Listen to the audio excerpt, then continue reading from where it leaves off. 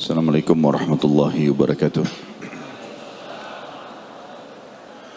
Alhamdulillah, tidak pernah berhenti lisan seorang muslim dan mukmin memuji Tuhannya Allah yang dia sangat yakin dengan sepenuh hatinya, fikirannya dan seluruh anggota tubuhnya bahwasanya memang la ilaha illallah, la ma'budu bihaqqin illallah. Tidak ada Tuhan pencipta di langit, di bumi kecuali Allah subhanahu wa ta'ala yang paling berhak untuk diibadahi dan ditunduki. Dan Allah yang maha perkasa, maha adil, maha bijaksana, maha hidup dan terus menerus mengurus makhluknya, telah memudahkan untuk hamba-hambanya yang beriman agar berhubungan langsung dengannya. Dan itu sangat dimudahkan dengan kalimat syukur alhamdulillah. Maka selalu basahi lidah kita dengan kalimat ini, karena dengan kalimat ini semua kebutuhan kita dipenuhi, baik itu dalam makanan, minuman, pakaian, cahaya, udara, air, api, apa saja. Dan juga dari sisi lain, semua permasalahan, problematika yang dihadapi di muka bumi ini akan selesai, karena sembuhnya orang dari penyakit, lunasnya utangnya, selesainya perkara-perkara yang sedang dihadapi di dunia juga bagian dari nikmat Allah. Maka alhamdulillah bisa memenuhi semua itu. Selanjutnya kita panjatkan salam hormat kita penuh dengan cinta dan rindu kepada manusia yang telah dipilih oleh Sang Pencipta Allah secara langsung, menutup risalah langit. Tidak ada lagi nabi dan rasul setelahnya. Manusia yang paling sempurna jalur nasabnya, fisiknya, ilmunya, orang yang paling layak dijadikan sebagai suri tauladan, karena memang Sang Pencipta Allah memerintahkan untuk menjadikannya sebagai suri tauladan. Kebahagiaan dan kesuksesan dicapai oleh manusia terbaik ini akan didapatkan pula bagi orang-orang yang mengikuti jejaknya. Mengucapkan satu kali salam hormat kepadanya dijanji oleh Allah akan dibalas 10 kali tambahan rahmat, yaitu pengampunan dosa, peninggian derajat, pemenuhan segala kebutuhan. Maka jadilah saudaraku seiman, selain orang yang memuji Allah alhamdulillah, juga selalu membacakan salawat dan taslim kepada Nabi besar Muhammad sallallahu wa ala alihi wa sahbihi wasallam. Pertama-tama saya mengucapkan jazakumullahu khairan kepada semua teman-teman panitia, termasuk seluruh jajaran pengurus masjid, teman-teman dari jajaran pemerintahan, baik dari Polres ataupun yang lainnya, juga kepada jemaah tanpa terkecuali. Saya tidak bisa sebutkan satu persatu, maka saya cuma mengucapkan jazakumullahu khairan. Terima kasih atas kesempatan ini. Mari kita ikhlaskan niat kita karena Allah subhanahu wa ta'ala. Kita sedang berada di salah satu rumah-rumah Allah dan berharap untuk mempelajari apa yang sedang Allah subhanahu wa ta'ala perintahkan kita untuk pelajari. Dan ini majlis yang mulia, majlis ilmu. Tidak usah lihat siapa yang menyampaikan, tapi apa yang disampaikan. Bila itu benar, terimalah, terapkan dalam hidup. Dan kalau itu salah, tolaklah. Dan boleh kita mencari kebenaran. Kesempatan ini teman-teman, risalah ceramah kami, saudaraku inilah neraka yang diancamkan padamu. Risalah ini kami sampaikan kepada semua orang yang terus mau bergelimang dalam dosa, tidak mau taubat. Selalu saja tiap hari programnya dari dosa ke dosa, dari kecil, besar, samar, nyata, tidak pernah mau kembali ke jalan Allah. Bahkan lebih parah lagi, ada orang yang sengaja menyebar luaskan kemaksiatan itu, sehingga akhirnya hukuman Allah pun bisa datang merata. Terjadinya gempa, banjir, cobaan-cobaan dari Allah datang justru karena kemaksiatan yang merata, yang dibiarkan, tidak diluruskan. Jadi efeknya bukan cuma secara pribadi, tapi kepada seluruh masyarakat bisa merata. Allah menyebutkan dalam banyak ayat tentang masalah itu. Di antaranya surah Hud, surah nomor 11 ayat 117. Allah berfirman, "A'udzubillahi minasyaitonir rajim. Wa ma kana rabbuka liyuhlikal qura bidzulmin wa ahluha muslihun." Ketahuilah hai Muhammad, Tuhanmu tidak akan pernah membinasakan satu negeri sementara penduduknya berbuat kebaikan. Kata para ulama tafsir, jauh dari kemaksiatan.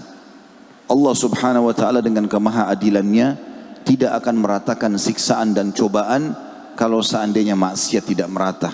Dan meratanya kemaksiatan justru berawal dari individu-individu yang rusak jiwanya, kotor hatinya, selalu berpikir maksiat saja, merusak, melanggar hukum-hukum Allah Subhanahu wa taala. Bila diingatkan, bersikuku dan bersikeras dengan perbuatan-perbuatan yang salah.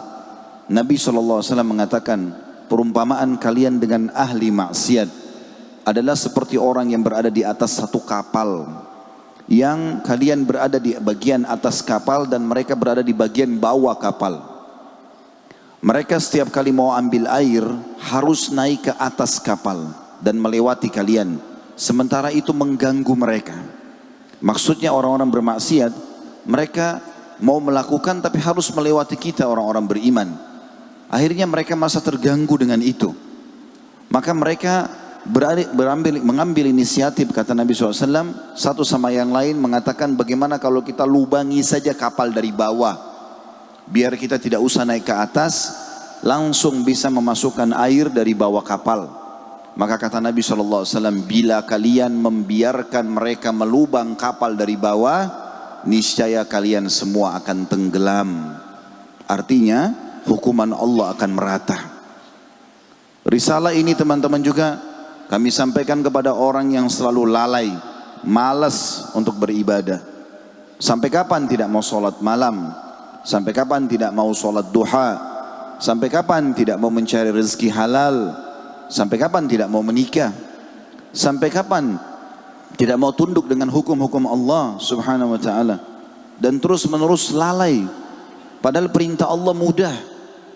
Sholat itu mudah sekali. Dari 24 jam Allah wajibkan hanya 5 waktu sholat. Gak ada yang sulit. Setiap sholat 5 sampai 10 menit. Kalau kita hitung pun 10 menit waktu sholat itu, subuh, duhur, asar, maghrib, isya, berarti sehari itu cuma 50 menit saja. Allah menyiapkan fasilitas waktu 24 jam. Artinya masih ada 23 jam plus 10 menit. Anda bisa beraktivitas apa saja. Kalau dengar azan, hayya 'alas shalah, hayya 'alal falah, ayo kerjakan salat, absen, Allah panggil, datang ke rumahku, ayo menuju kepada kemenangan. Pasti beruntung kalau salat. Di dunia tenang, di akhirat menang, aman. Tapi subhanallah, mikrofon masjid cuma masuk di telinga kanan, keluar telinga kiri. Tetap beraktivitas, ngobrol kosong, bahkan duduk di sebelah masjid. Muadzin itu teman-teman sekalian hanya orang yang ditugaskan oleh Allah. Mau orang Arab, mau orang bule, mau orang hitam dari Afrika, mau orang Melayu, kalimatnya sama. Hayya 'alas shalah, hayya 'alal falah, memanggil semuanya. Kenapa tidak mau sholat? Kenapa masih lalai dalam sholatnya? Kenapa Al-Quran hanya menjadi hiasan tembok dan rak-rak buku kita? Tidak mau dibaca, tidak mau dipelajari. Penyesalan terakhir teman-teman sekalian. Hati-hati. Demi Allah, orang yang meninggal dunia pada hari kiamat nanti, mereka berharap kembali ke dunia untuk sujud sekali saja. Maka berharap kembali ke dunia untuk senyum dengan saudara muslimnya, untuk bakti dengan orang tuanya. Dan kalau mereka diberikan kesempatan hidup, mereka akan meninggalkan semua pelanggaran dan mereka akan meluruskan para pelaku-pelaku pelanggaran itu. Tapi teman-teman, jangan tunggu penyesalan itu. Kita sebagai seorang muslim harus banyak bersyukur kepada Allah Subhanahu wa ta'ala. Sebagai orang beriman, Allah telah memberikan kita bocorannya. Kita udah tahu mana yang boleh, mana yang tidak boleh, halal dan haram, mana yang diperintahkan, mana yang dilarang. Kita udah tahu kalau sholat dapat apa, puasa dapat apa, ada fadilahnya, ada keutamaannya. Berzikir dapat apa, sedekah dapat apa, bakti sama orang tua, jenguk orang sakit, membantu orang lain. Sudah kita tahu perbuatan-perbuatan baik itu dan sudah janjinya sudah ada. Begitu juga dengan pelanggaran, sudah jelas dirincikan. Ada zina, ada riba, ada bohong, ada segala macam pelanggaran dan ada ancamannya. Tinggal dibaca. Kita sudah tahu bocorannya pada saat mati seperti apa keadaan orang beriman. Kita sudah tahu bocorannya bagaimana orang mukmin kalau meninggal dunia dan bagaimana orang kafir kalau meninggal dunia. Bagaimana alam barzah, kuburan, bisa jadi taman dari taman surga, lubang dari lubang neraka. Kita sudah tahu hari kebangkitan. Orang-orang banyak tidak faham masalah itu. Kita tahu bagaimana kebangkitan dibangkitkan pada hari kiamat. Banyak dalil menjelaskan masalah itu. Sampai kata Nabi SAW, kalian akan dibangkitkan pada hari kiamat telanjang badan, tidak punya alas kaki, tidak terkhitan. Maka Aisyah berkata, ya Rasulullah, kalau begitu orang saling lihat-melihat. Kata Nabi SAW, wahai Aisyah, pada waktu itu bukan seperti yang kau bayangkan lagi. Gak ada orang berpikir syahwat lagi. Dia berpikir bagaimana menyelamatkan dirinya. Di depan matanya neraka dengan gemuruhnya, ya, dengan siksaan-siksaan yang disiapkan oleh Allah, yang akan kita pelajari pada pagi ini insyaallah. Wa na'udzubillah. Saya membaca beberapa dalil dalam buku yang akan saya bedah insyaallah masalah neraka ini. Itu luar biasa, ya, sampai belum melihat saja neraka sudah rasanya merinding dan ketakutan. Sampai beberapa hari gelisah rasanya mau tidur. Bagaimana orang bisa tidur sementara dia tahu ancaman depan matanya karena kelalaian-kelalaian yang dia lakukan. Maka harus berhenti dari kelalaian. Orang yang malas harus rajin. Sudah harus. Tidak ada waktu. Umur kita ke depan, Allahu a'lam berapa lama. Umur yang berlalu itu umur kita sebenarnya. Kalau ada yang hadir di sini umurnya 20 tahun misalnya, itulah umur anda yang sebenarnya. Yang 30 tahun, yang 40 tahun, yang 50 tahun, itu umur kita yang sebenarnya. Umur ke depan, Allahu a'lam, kita nggak tahu. Sehari kah? Sepekan kah? Sebulan kah? Lalu sampai kapan mau lalai? Tapi Allah subhanahu wa ta'ala sangat memanjakan orang-orang beriman. Disampaikan semuanya. Sampai puncaknya Allah sudah merincikan kepada kita tentang surga dan neraka. Rinci. Teman-teman akan dengar pada pagi ini insyaAllah. Neraka digambarkan oleh Nabi SAW dan Allah SWT dalam Al-Quran. Luar biasa. Rinci sekali jenis siksaannya, nama-namanya, apa saja ya keluhan-keluhan ahli neraka nanti, siapa saja penghuninya, sudah dirincikan semua. Dan itu semua hanya karena maksiat. Lalu untuk apa? Allah pada saat memberikan kepada kita fasilitas syahwat, hawa nafsu, Allah berikan dan ajarkan cara pelampiasannya. Allah berikan kita pengen makan daging, Allah halalkan banyak daging. Allah halalkan sapi, kambing, ayam, semua hewan yang ada di lautan, di air dihalalkan. Allah haramkan sebagian, babi misalnya, hewan bertaring misalnya, sebagian kecil sebagai cobaan. Tahu enggak ini kalau ini enggak boleh, ada Tuhanmu? Dengar enggak? Allah haramkan zina, Allah halalkan pernikahan. Ada tempatnya. Bisa lampiaskan, silahkan lakukan. Semuanya yang Allah haramkan selalu lebih kecil jumlahnya dibandingkan yang halal. Banyak yang halal. Andai saja Allah berikan kita hawa nafsu, saudaraku seiman, lalu Allah mengharamkan semuanya yang berhubungan dengan nafsu itu. Misal kita dilarang makan daging, diberi hawa nafsu makan daging tapi tidak ada daging yang boleh dimakan. Wajar orang melanggar. Diberikan syahwat dengan lawan jenis tapi nggak ada solusi pernikahan. Wajar orang melanggar. Tapi ada jalannya. Orang nikah bahagia, keluarganya bahagia, kalau punya anak pun hamil bahagia, namanya harum di masyarakat. Orang yang berzina ketakutan, namanya rusak, keluarganya malu, anaknya pun kalau hamil tidak jelas statusnya. Lalu kenapa? Pertanyaannya, sampai kapan mau lalai ini? Ini risalah kita teman-teman sekalian, kita sampaikan pada pagi ini. Dengan harapan insya Allah, dengan keikhlasan kepada Allah subhanahu wa ta'ala. Dan mengharapkan ini menjadi tambahan amal kita pada hari kiamat. Dan juga bisa menjadi prinsip hidup kita. Wah, kita akan bahas, bismillah, saudaraku, inilah neraka yang diancamkan kepadamu. Ini semua bukan menakut-nakuti teman-teman sekalian, tapi sudah menjadi sebuah berita pasti. Tadi saya bilang tanda kutip bocorannya dari Allah. Jangan lalai. Ingat, Atha bin Abi Rabah berkata rahimahullah dengan seorang khalifah sambil menghadap ke wajah raja atau khalifah tersebut, ingatlah wahai Amir Mukminin, kamu lahir di muka bumi ini sendirian. Keluar dari rahim ibumu sendirian, tidak menggunakan sehelai kain pun. Kamu pun akan meninggal sendirian. Tidak ada sehelai kain pun kecuali kain kafan. Kamu akan dibangkitkan sendirian pada hari kiamat dan kau akan dihisap sendirian. Perhatikan amal-amalmu, karena tidak akan bermanfaat semua yang ada di sekitarmu ini. Jabatan, casing semuanya ini. Rumah mewah, mobil mewah, kelebihan fisik, casing dunia. Makanya Allah Subhanahu wa taala tidak melihat itu semua.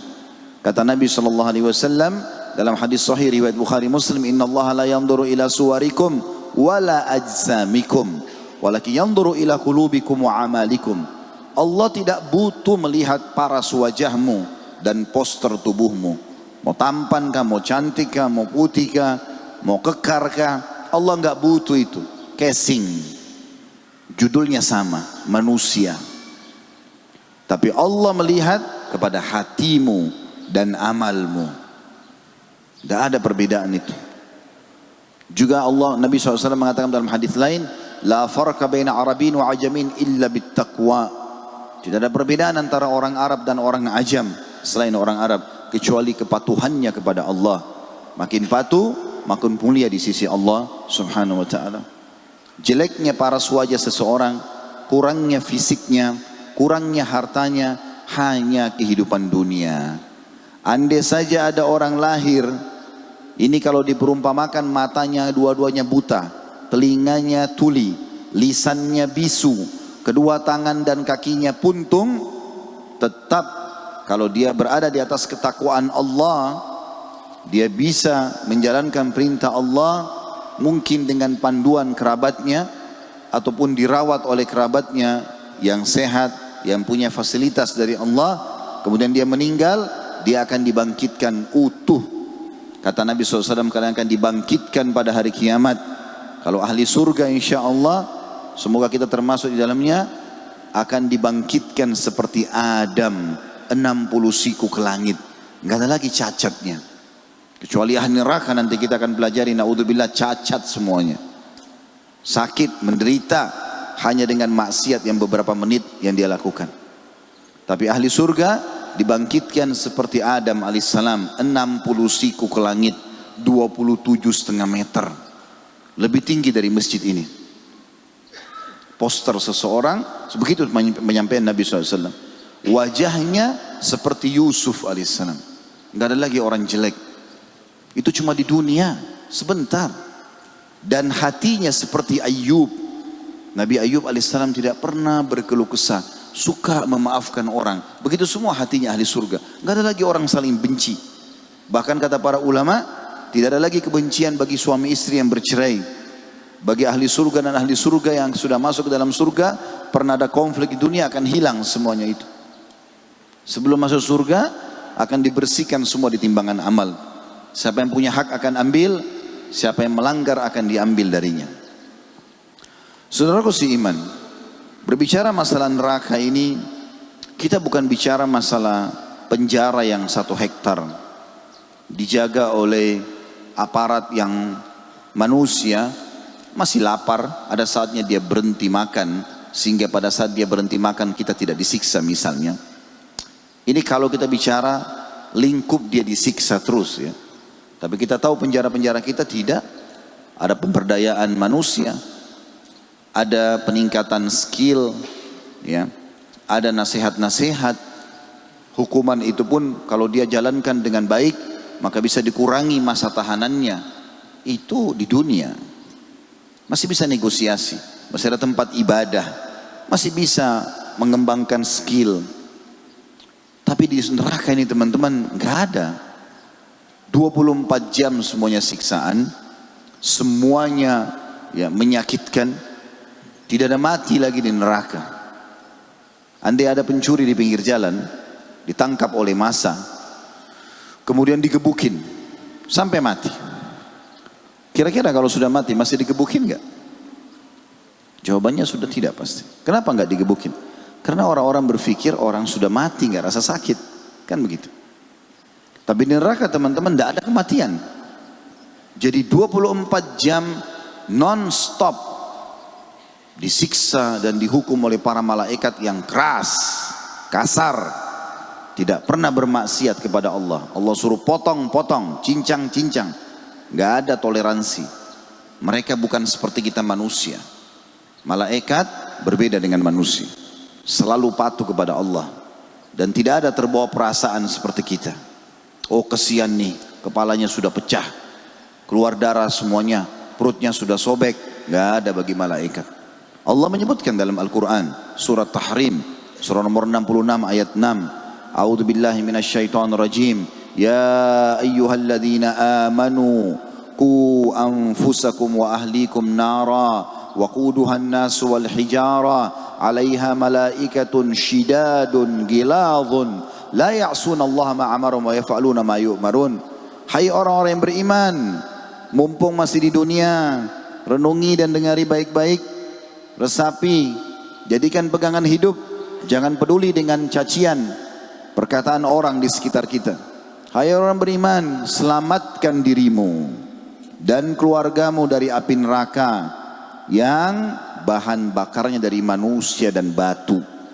Dijaga oleh malaikat-malaikat yang kasar, keras, tidak pernah menolak apa yang Allah perintahkan dan selalu mengerjakan apa yang Allah titahkan.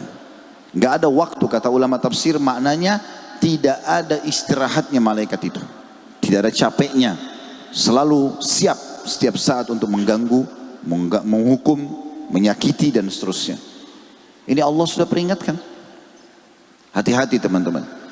Neraka bukan penjara yang hanya sekedar dijaga oleh manusia biasa yang punya rasa capek, rasa jenuh, tidur, istirahat, makan.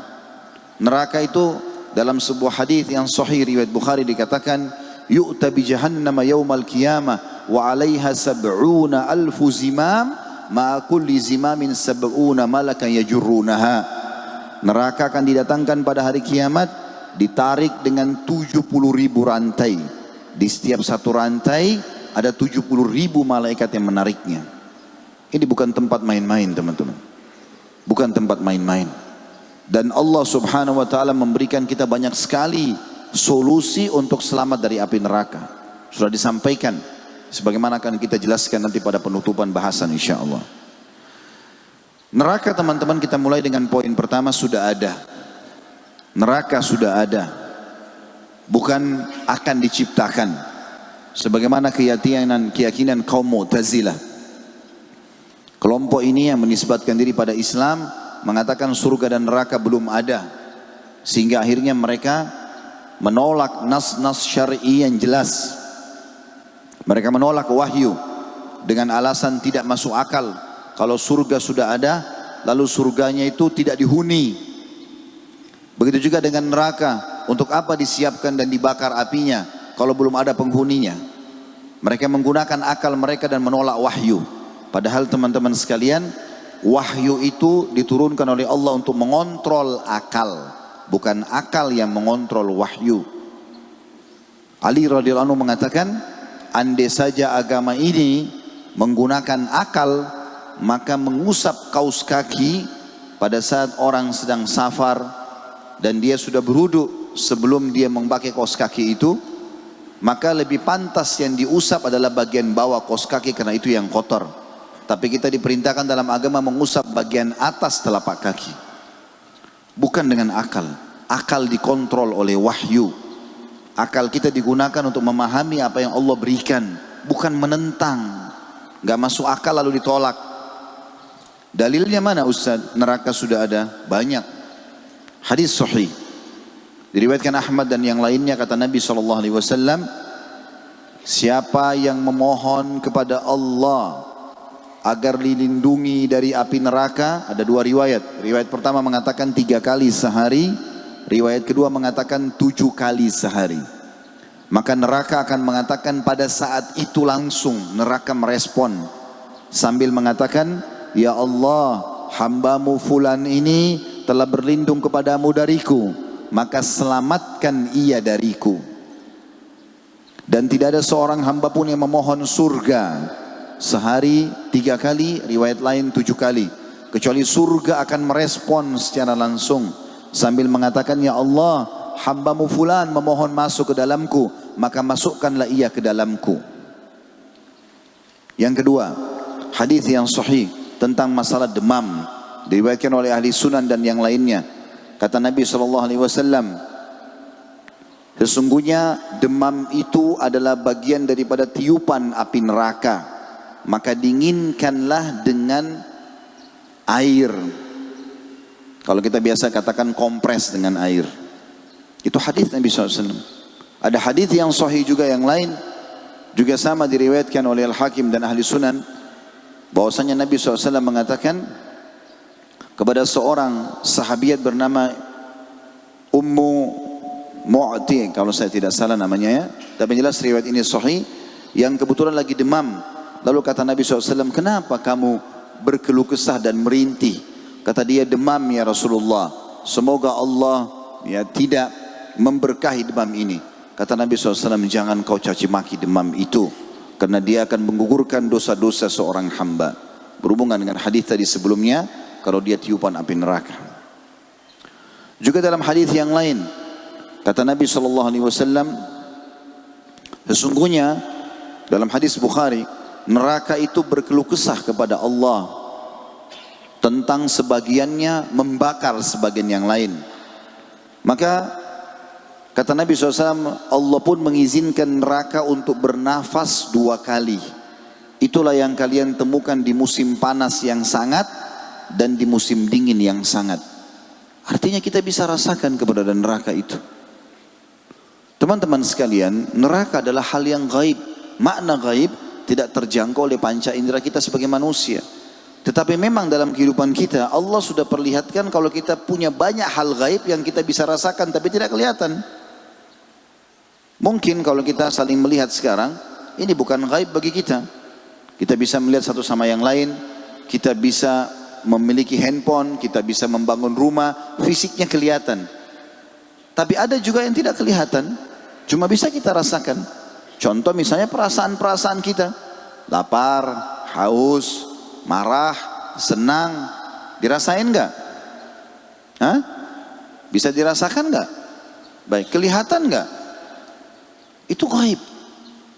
Allah berikan potensi untuk memahami ada yang gaib.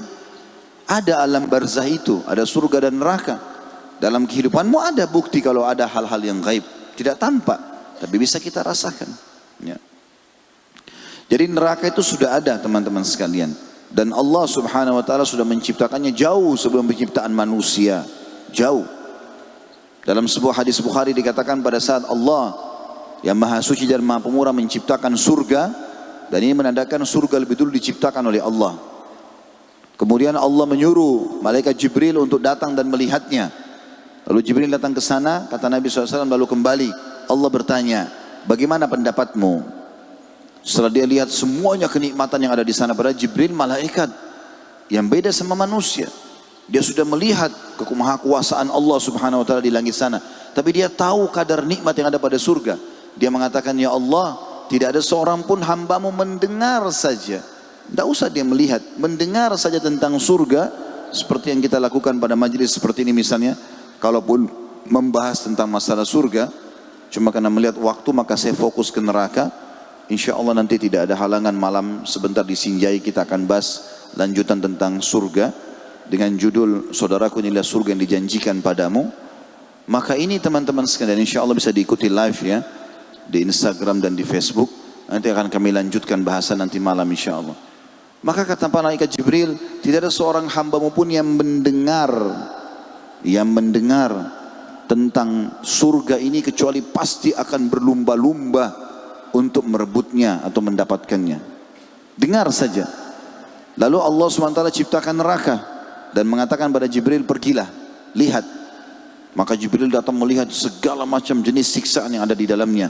Jibril pun alaihissalam makhluk Allah yang maha perkasa, yang luar biasa, besar.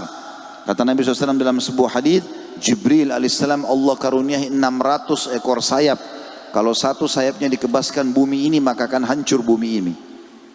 Jadi masih ada 599 sayap tidak dipakai oleh Jibril, kalau hanya mau menghancurkan kita semua. Makhluk yang sangat besar, luar biasa gitu. Jibril melihat segala macam siksaan di dalam, lalu kembali. Allah tanya, bagaimana pendapatmu? Apa kata Jibril? Demi kemahakuasaanmu, kemahabesaranmu, tidak ada seorang hambamu mendengar saja, kecuali pasti dia akan berlindung dan menyelamatkan diri darinya. Lalu Allah subhanahu wa ta'ala menghiasi surga dengan hal-hal yang tidak disukai oleh jiwa.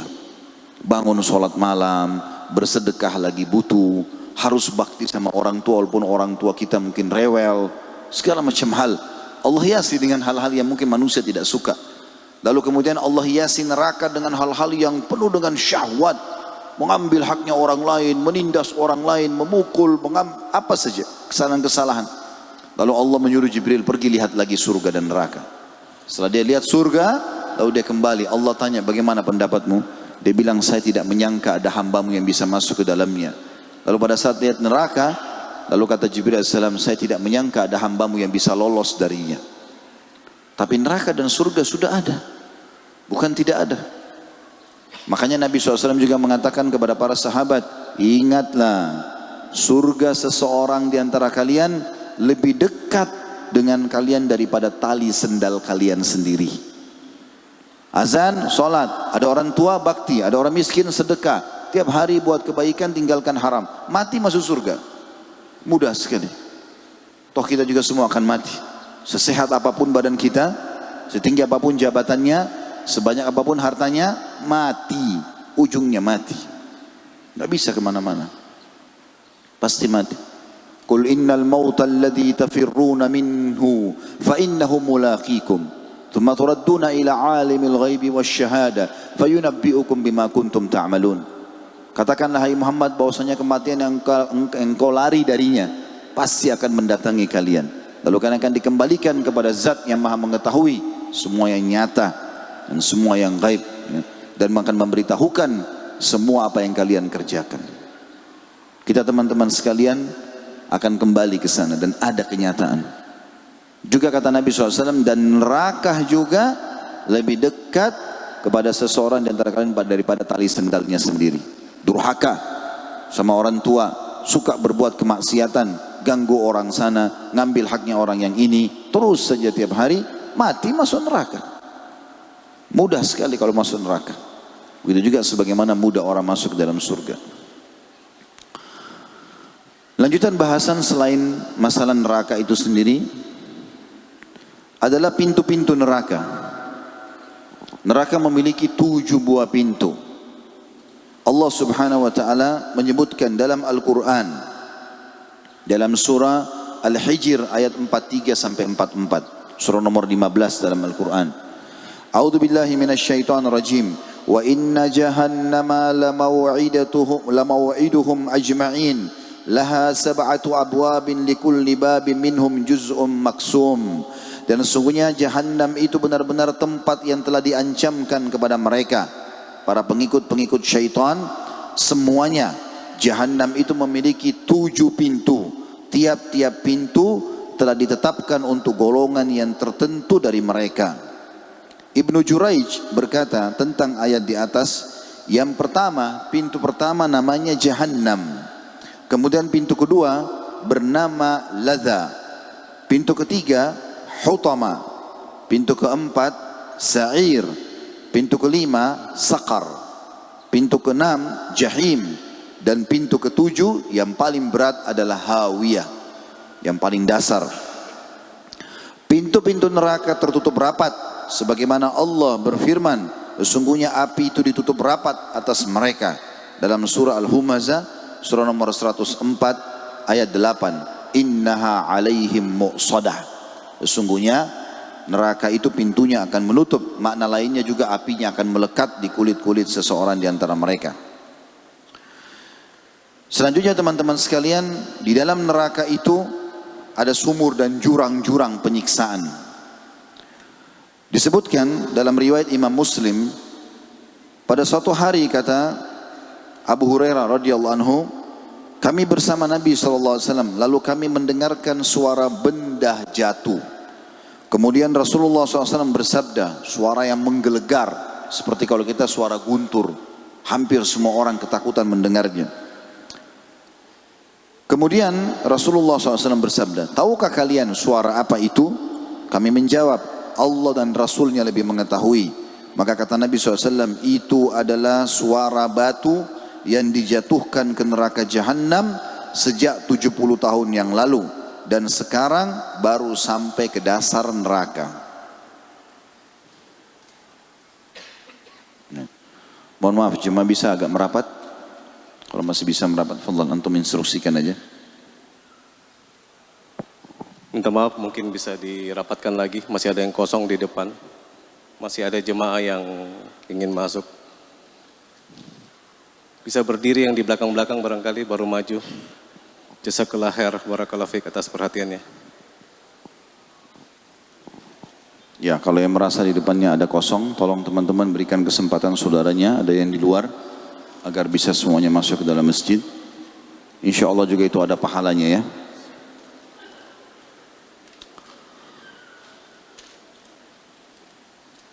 Selanjutnya adalah, selain adanya jurang-jurang di sana, dan dalamnya adalah 70 tahun, neraka Jahannam sangat luas.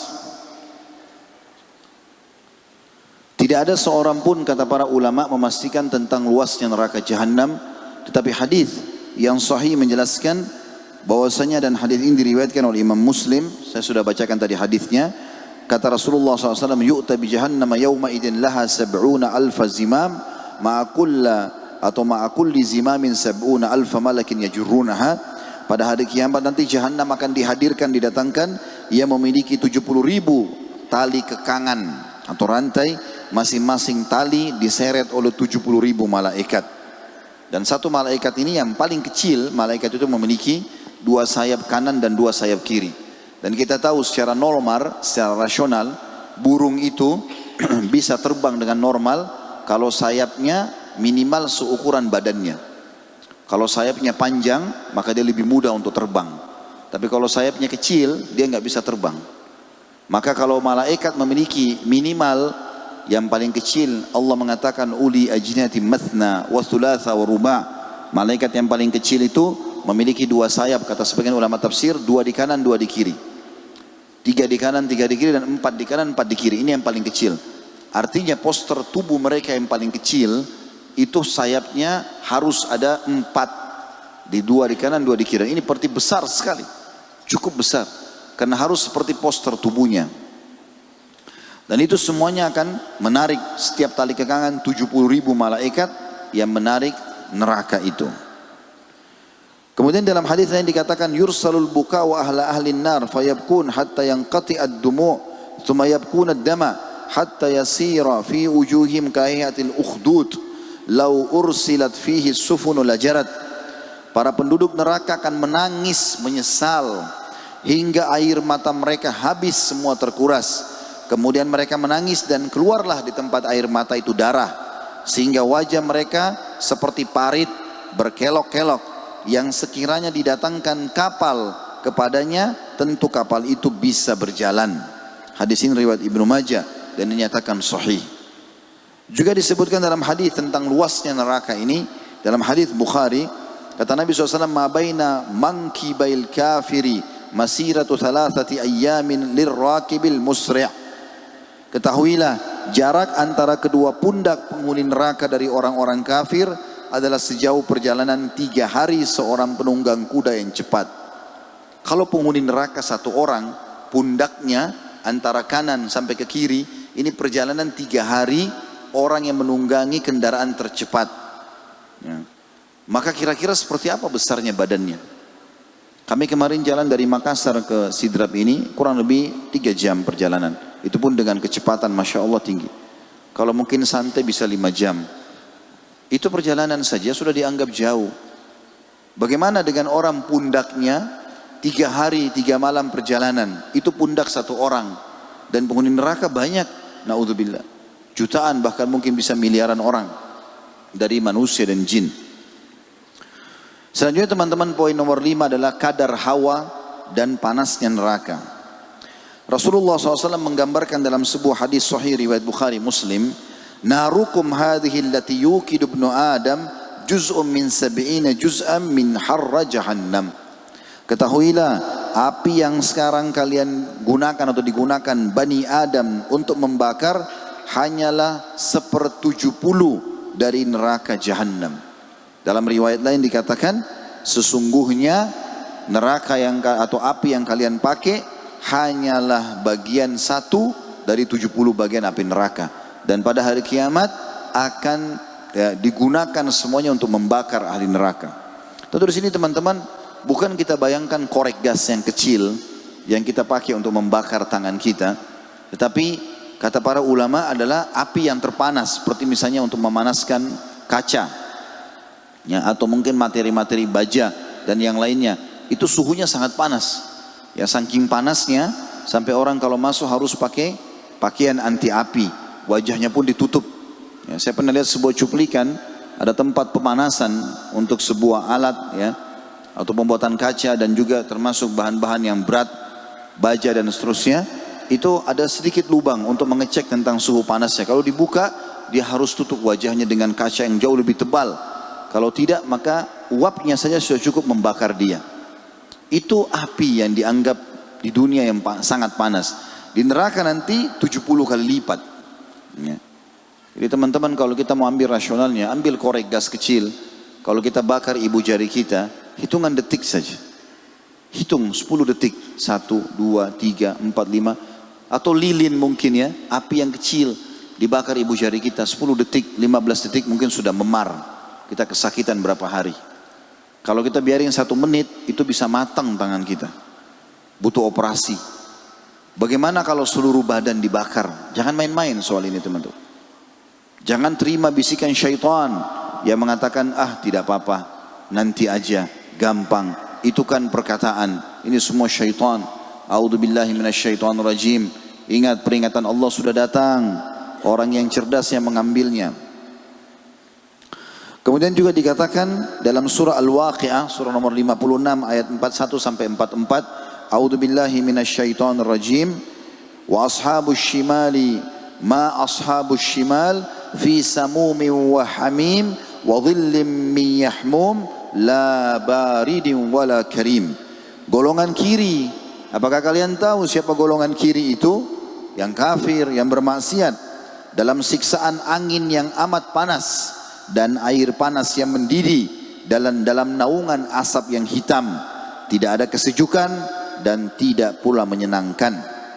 Ibnu Rajab menukil dari Ka'ab kepada Umar bin Khattab radhiyallahu anhu, seandainya neraka Jahannam dibuka seukuran hidung lembu di bumi ini. Neraka Jahannam ditutup semua rapat. Kalau dibuka, pintunya hanya seperti ukuran hidung lembu. Di sebelah timur, dan ada seseorang berada di belahan bagian barat, pasti otaknya akan meleleh karena tidak mampu menahan panasnya. Di antara penyebab hawa dan panas neraka sedemikian memuncak adalah tidak berfungsinya 3 unsur pendingin dari panas bagi manusia, yaitu air, angin, dan naungan untuk berteduh. Air di Jahannam adalah hamim atau air panas yang menggelegak. Anginnya adalah samum, angin yang amat panas. Sedangkan naungannya yahmum atau naungan berupa potongan-potongan asap hitam yang juga panas. Maka tidak ada tempat untuk selamat. Juga dikatakan tentang dahsyatnya neraka. Kata Nabi SAW di dalam hadis, atau maaf, ini firman Allah Subhanahu wa taala dalam surah At-Taubah surah nomor 9 ayat 81. A'udzubillahi minasyaitonirrajim. Farihal mukhallafuna bimaq'adihim khilafa Rasulillah. Farihal mukhallafuna bimaq'adihim khilafa Rasulillah wa karihu an yujahidu bi amwalihim wa anfusihim fi sabilillah. Wa qalu la tanfiru fil harr qul naru jahannam ashaddu harra law kanu yafqahun.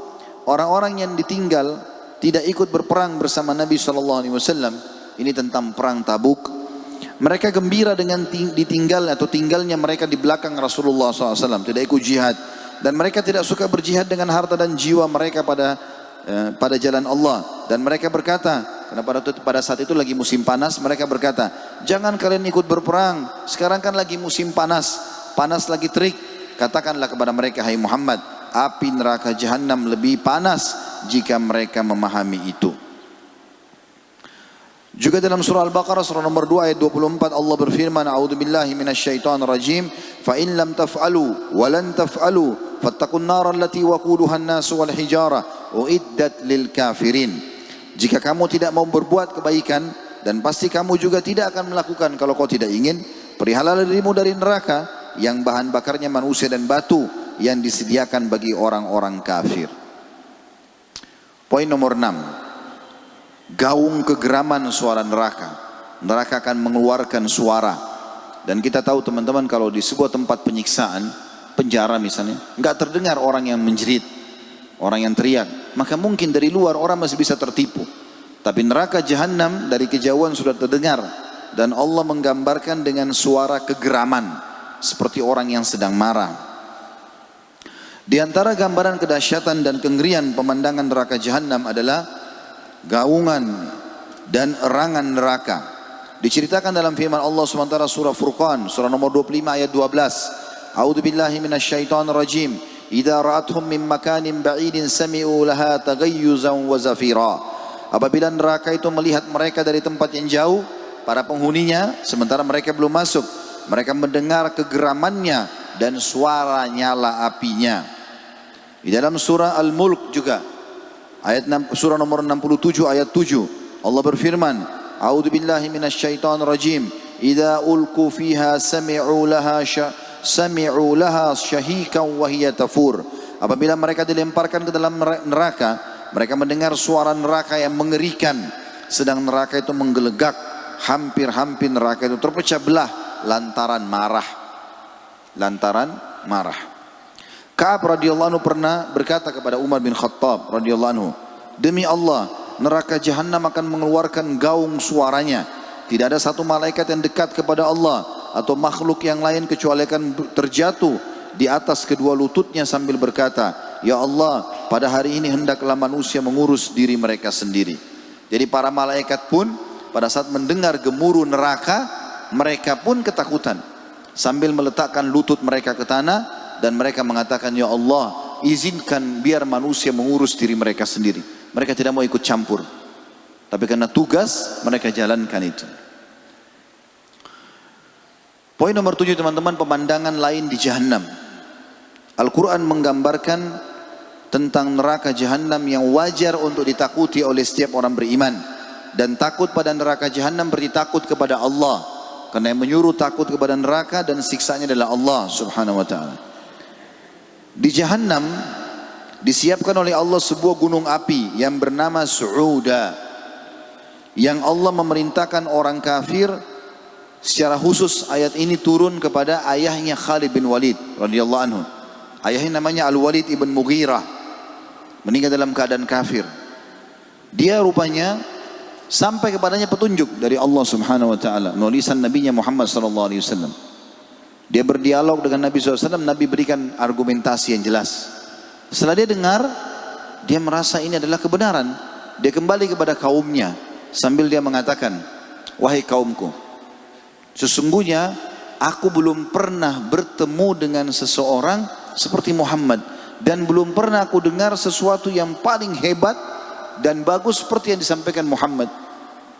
Lalu kata kaumnya, lalu apa saranmu? Dia bilang, saranku yang pertama, kita jadi pengikutnya, karena ini kebenaran. Apa yang dia sampaikan luar biasa. Kata kaumnya, mungkin itu syair. Kata dia, bukan. Saya tahu semua penyair. Saya tahu semua penyair. Ini bukan syair. Ini bahasa Arab tapi bukan syair. Baik, mungkin dia sihir. Dia penyihir, dia sudah menyihir kamu. Dia bilang, saya sudah kenal semua penyihir. Dengan cara-caranya, jimat-jimatnya, mantra-mantranya, saya tahu semuanya. Tidak ada satupun dalam ciri Muhammad. Sama sekali nggak ada. Mungkin penyamun, pendusta, tidak pernah dusta. Muhammad terkenal orang yang jujur. Kata kaumnya, kau buat kami bingung, hai Walid. Dia mengatakan, apa saranmu? Kata kaumnya, saranku kita beriman padanya. Itu yang paling bagus, jadi pengikutnya, udah pasti. Kata mereka, enggak, kami enggak mau. Ada pilihan lain enggak? Kata dia, pilihan lain, kalau kalian tidak mau, biarkan dia berdakwah. Biarkan dia sampaikan itu kebenaran. Kalaupun dia jadi menang, maka nama kita harum. Dia bawa nama Quraisy. Kata kaumnya, enggak, kami enggak mau biarkan itu. Lalu kemudian dia pun Al-Walid ini terhimpit dengan kaumnya.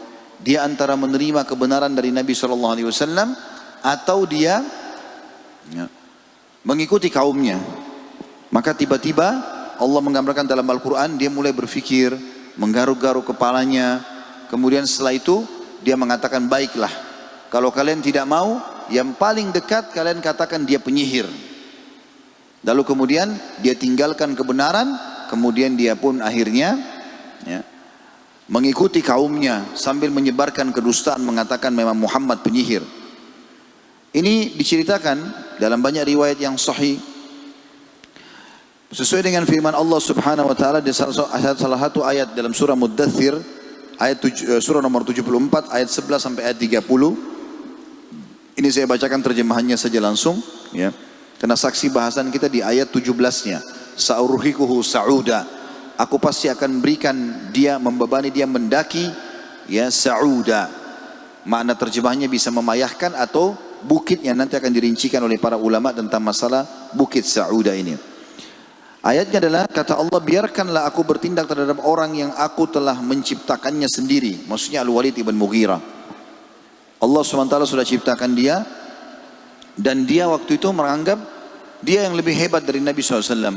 Dia lebih penyair, dia lebih kaya, lebih banyak keturunannya. Kenapa bukan dia mendapatkan wahyu? Dan juga sebagaimana cerita saya jelaskan.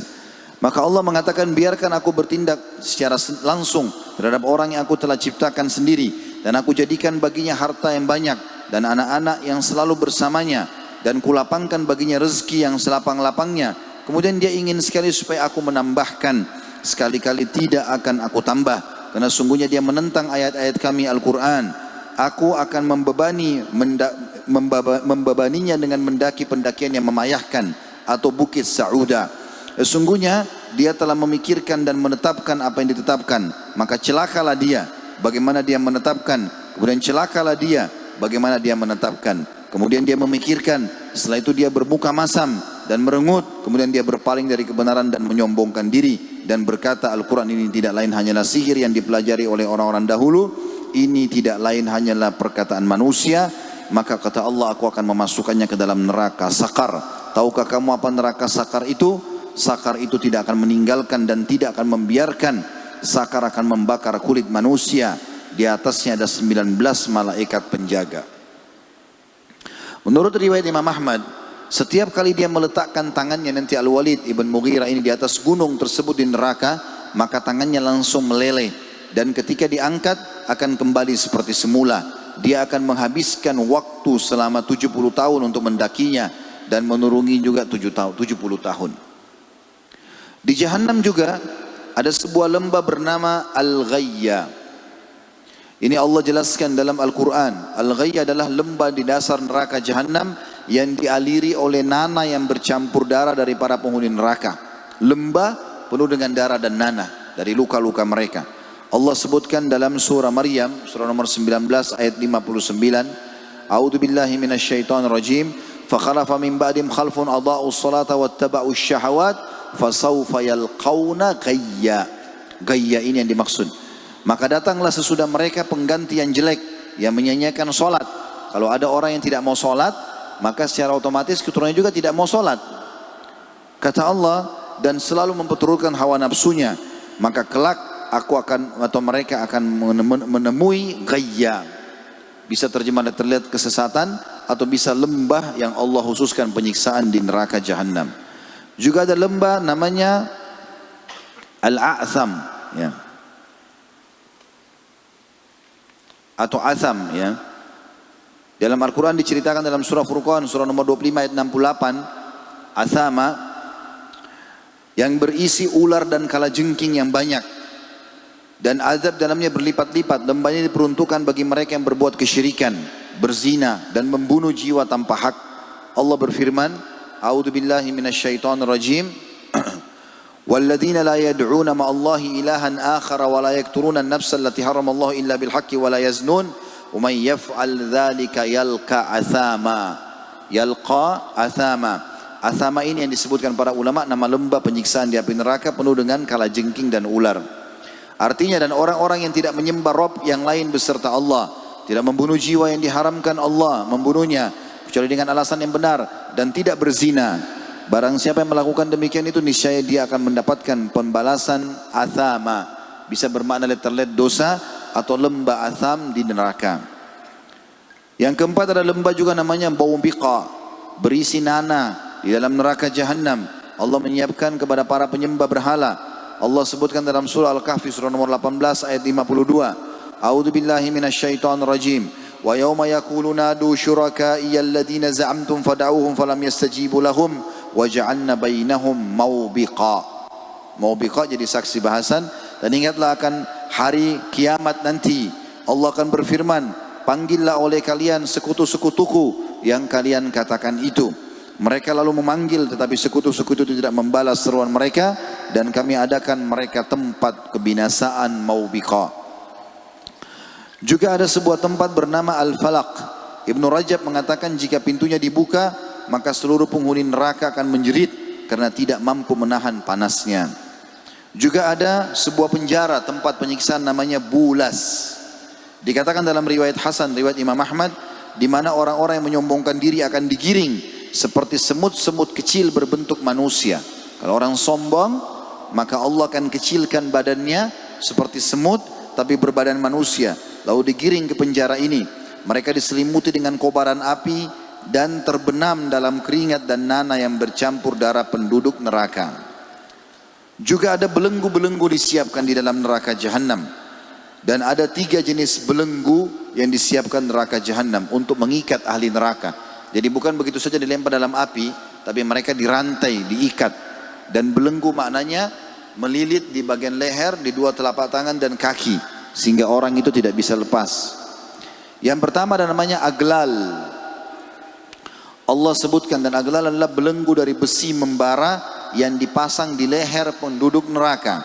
Allah ceritakan dalam surah Saba, surah nomor 34 ayat 33. A'udzu billahi minasyaitonir rajim. Wa qala alladziina istud'ifu lil ladziina istakbaru bal makrul laili wan nahari id ta'murunana an nakfura billahi wa naj'ala lahu andada wa asarru nadamata lamma ra'ul 'adzab wa ja'alna al-aglala fi a'naqil ladziina kafaru hal yujzauna illa ma kanu ya'malun. Dan orang-orang yang dianggap lemah berkata kepada orang-orang yang menyombongkan diri, tidak sebenarnya tipu dayamu di waktu malam dan siang yang menghalangi kami ketika kamu menyeru kami supaya kafir kepada Allah dan menjadikan sekutu-sekutu baginya. Nanti orang-orang miskin dan orang kaya, yang orang-orang miskin mengikuti orang kaya sehingga mereka kufur, mereka akan menuntut pada hari kiamat mengatakan, kalian dulu yang sesatkan kami. Kedua belah pihak menyatakan penyesalan tak kala mereka melihat azab, dan kami pasang belenggu di leher orang-orang kafir. Mereka tidak dibalas melainkan dengan apa yang telah mereka kerjakan, yaitu al-aglal, belenggu dari besi yang membara dengan api dipasang di leher mereka. Ada yang kedua belenggu namanya al-asfad, yaitu tali api yang sangat kuat sehingga membuat seseorang tidak berdaya. Ya, jadi ada tali kalau dilihatkan di badan, biasanya kalau kuat sekali membuat tubuh kita melemah.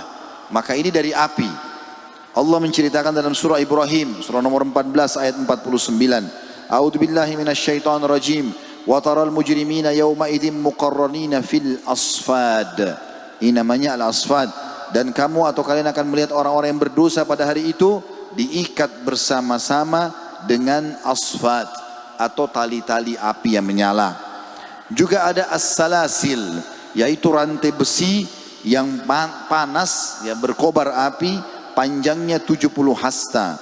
Allah berfirman di dalam surah Al-Haqqah, surah nomor 69 ayat 30 sampai 32. A'udzu billahi minasyaitonir rajim. Khudhuhu fagullu thumma al-jahima sallu thumma fi silsilatin dzar'uha 70 dhira'an fasluku. Peganglah dia, belenggu tangannya ke lehernya. Ini Allah berfirman kepada para malaikat, kepada penghuni, untuk penghuni neraka. Pegang dia erat-erat. Lalu belenggu tangannya ke lehernya, ikat semuanya. Kemudian masukkan dia ke dalam api neraka yang menyala-nyala.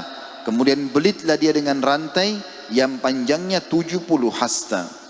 Jadi kalau digambarkan kata para ulama, leher dibelenggu. Kedua telapak tangan ditarik ke leher, juga dibelenggu di leher, diikat bersama-sama. Kaki dua-duanya dibelenggu. Ya, kalau belenggu biasanya lebih tebal besinya sehingga membuat tidak bisa bergerak. Tidak cukup di situ. Lalu seluruh tubuhnya diikat lagi dengan tali-tali api, tambah lagi dililit dengan rantai yang 70 hasta. Tinggi manusia pada hari kiamat 60 hasta. Sebagaimana sudah kita jelaskan tadi seperti Nabi Adam alaihissalam. Karena ahli neraka juga akan dibangunkan, bangkitkan seperti poster Adam alaihissalam, 60 siku. Tapi nanti mereka pada saat masuk neraka lebih besar lagi tubuhnya.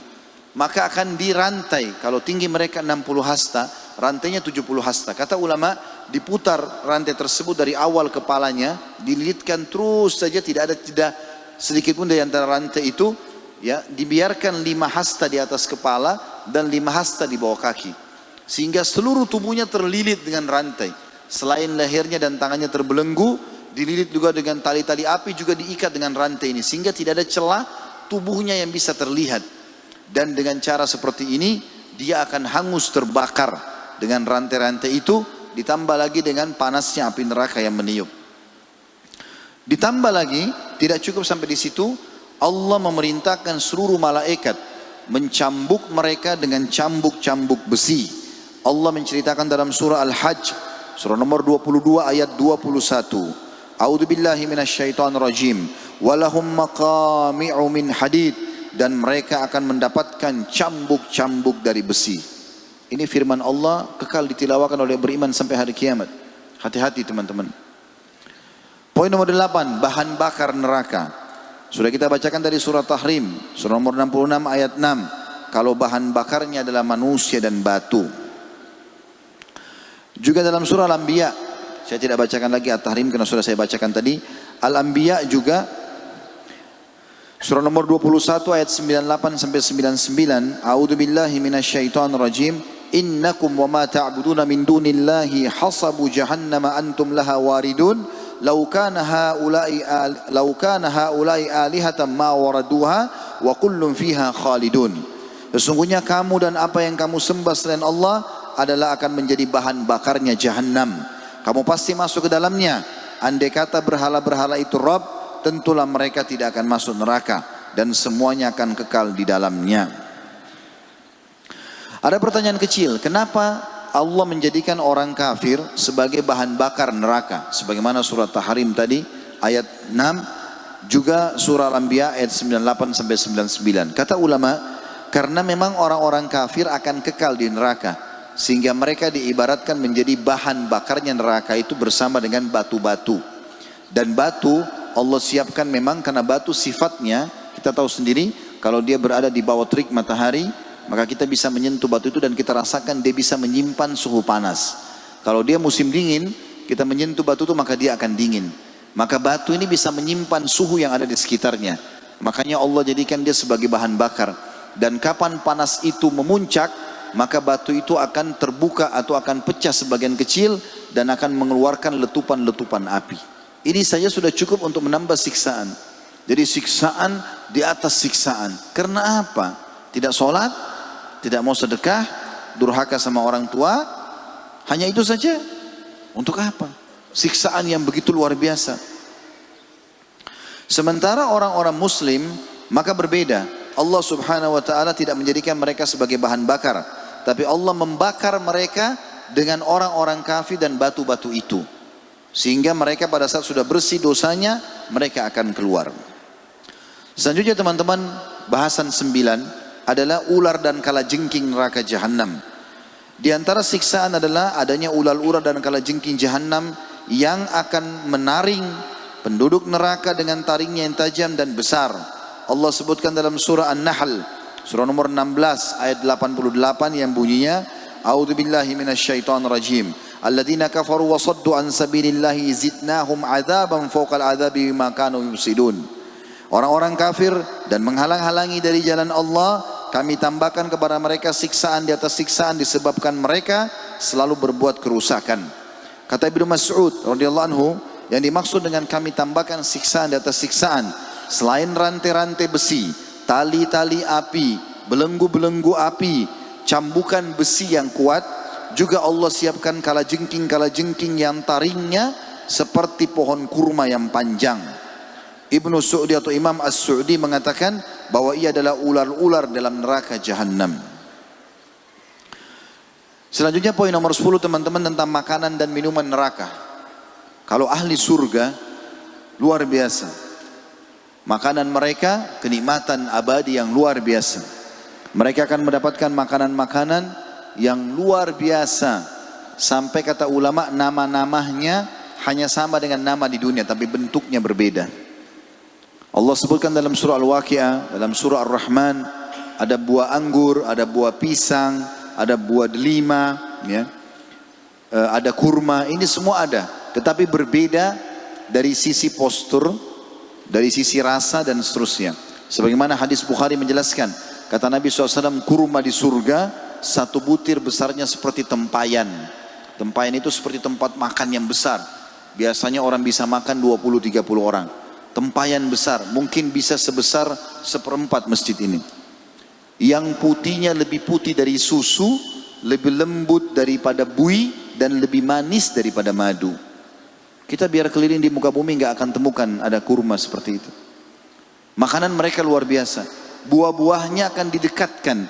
Setiap kali mereka mau, maka mereka tidak usah ulurkan tangannya. Pohon buahnya mendekat. Kalau dia berdiri mendekat dengan tangannya. Kalau dia duduk mendekat dengan tangannya. Kalau dia baring mendekat ke dadanya. Dan itu akan ada bahasan insya Allah nanti malam tentang masalah surga. Luar biasa makanan mereka. Setiap kali petik buah, keluar buah yang baru. Banyak kenikmatan yang luar biasa di surga. Minuman mereka disebutkan dalam surah Muhammad, ada 4 jenis lautan di surga. Ada lautan dari susu yang tidak akan pernah berubah.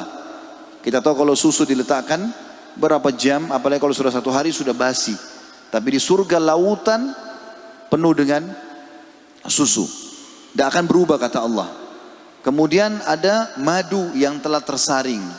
Kemudian ada khamar yang tidak memabukkan, ya, tidak ada lagi memabukkan. Tapi dari minuman anggur yang nyaman, serta ada air tawar yang manis. Dari situlah menyebar ke saluran-saluran air dan minuman ahli surga. Mereka kalau minum, cangkirnya datang sendiri. Ada pelayan-pelayannya. Bahkan kata Nabi SAW, ahli surga yang paling rendah derajatnya, itu pelayannya 10.000 orang. Paling rendah. Kalau masjid ini Masya Allah yang hadir misalnya 10.000 orang, berarti sebanyak kita ini. Jumlah pelayan orang paling rendah di surga. Dan setiap pelayan itu kata Nabi SAW akan membawa masing-masing pelayan 2 nampan. Di kanan kirinya. 1 nampan dari emas, 1 nampan dari perak. Penuh dengan segala macam makan-makanan. Dan ahli surga tidak akan kenyang dan tidak akan lapar. Mereka makan karena menikmatinya. Kita kalau lagi tidak lapar, tidak kenyang, kita punya pilihan. Mau makan apa Pak, Ibu? Oh saya mau makan yang gurih, saya mau makan yang manis. Dia punya pilihan. Tapi kalau lapar, targetnya habisin makanan. Beda. Maka di surga orang makan bukan karena lapar, bukan juga berhenti karena kenyang. Nggak ada kenyangnya. Maka kata Nabi SAW, dia akan makan dari semua nampan itu. 10.000 pelayan bawa 2 nampan. Berarti 20.000 nampan. Dia akan makan dari awal sampai akhir, semuanya dia rasakan kenikmatannya sama. Kita biasanya kalau makan yang awal enak. Lama-lama kalau sudah kenyang jadi sudah tidak nyaman atau kurang. Kenikmatannya bukan seperti waktu awal kita mencobanya gitu ya. Tapi di surga seperti itu. Cuma neraka teman-teman berbeda. Allah juga akan siapkan makanan-makanan. Tapi mereka lapar. Allah siapkan minuman, mereka haus. Ya. Mereka haus. Tapi perhatikan, apa yang Allah siapkan buat mereka. Disiapkan, diceritakan dalam Al-Quran makanan dan minuman. Jenis makanan mereka yang pertama adalah buah zakum. Buah zakum dikatakan terjemahannya adalah mayangnya seperti kepala syaitan. Tumbuh di bawah dasar neraka jahim. Setiap yang memakannya maka ususnya akan terburai. Allah mengatakan di dalam Al-Quran surah As-Saffat surah nomor 37 ayat 62 sampai 68. A'udzu billahi minasyaitonir rajim. Adzalika khairun nuzulan am syajaratuz zakum? Inna ja'alnaha fitnatan lidh-dhalimin.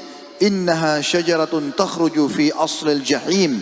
Tal'uha ka'annahu ru'usus syayatin. Fa innahum la'akiluna minha famali'una minha al-butun.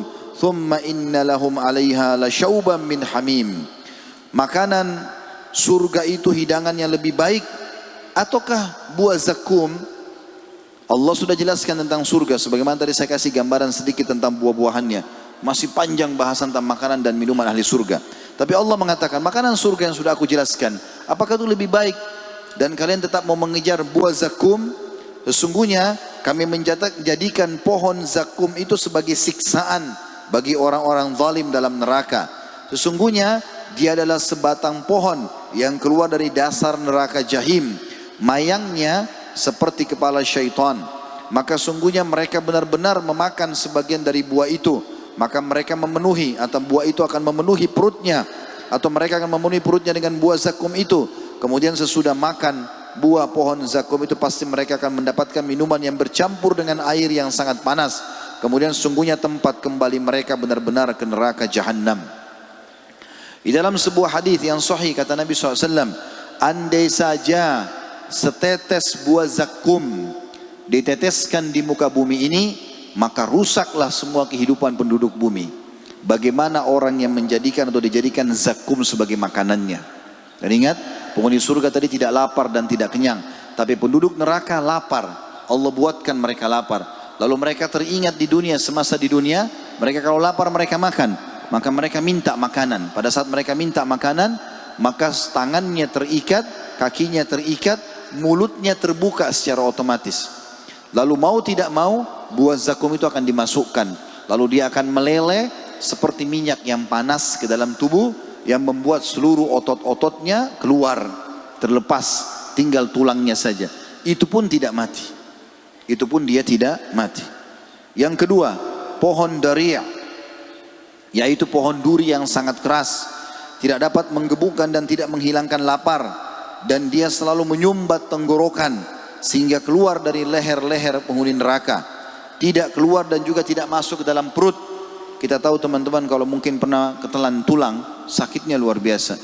Maka ini akan masuk mau tidak mau, tulang-tulang itu besar dan keluar dari pinggir kiri kanan, bagian depan dan belakang tenggorokannya. Ibnu Abbas menjelaskan ya, pada saat tafsir firman Allah SWT surah Al-Ghashiyah, surah nomor 88 ayat 6 sampai ayat 7, A'udzubillahi minasyaitonir rajim, laisa lahum ta'amun illa min dari', la yusminu wa la yughni min ju'. Mereka tidak akan memperoleh makanan kecuali dari pohon dari' atau pohon yang berduri, yang tidak menggemukkan dan juga tidak menghilangkan lapar.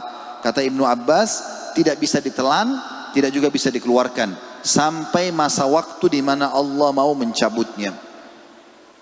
Yang ketiga, gislin, yaitu nanah yang bercampur darah yang keluar dari tubuh penduduk neraka. Allah sebutkan dalam surah Al-Haqqah, surah nomor 69 ayat 35 sampai 37. A'udzubillahi minasyaitonir rajim. Falaysa lahul yawma hahuna hamim wala ta'amun illa min gislin la ya'kuluhu illa al-khati'un. Maka tidak ada seorang teman pun bagi mereka pada hari ini, maksudnya di hari kiamat. Tidak ada penolongnya. Tidak pula makanan sedikit pun bagi mereka kecuali dari darah dan nanah atau gislin. Tidak ada yang memakannya kecuali orang-orang yang berdosa. Kita tahu teman-teman kalau keluar nanah baunya tidak enak. Ya. Tentu juga kalau bau sudah tidak enak, umumnya adalah rasanya pun pahit dan tidak nyaman. Itu melihatnya saya sudah jijik. Bagaimana dengan orang yang dijadikan sebagai makanan dan minumannya? Yang keempat, al-hamim, yaitu air yang sangat panas mendidih yang akan disuguhkan dengan besi panas yang ujungnya dibengkokkan. Allah menyebutkan dalam surah An-Naba, surah nomor 78 ayat 24 sampai 26. A'udzubillahi minasyaitonir rajim.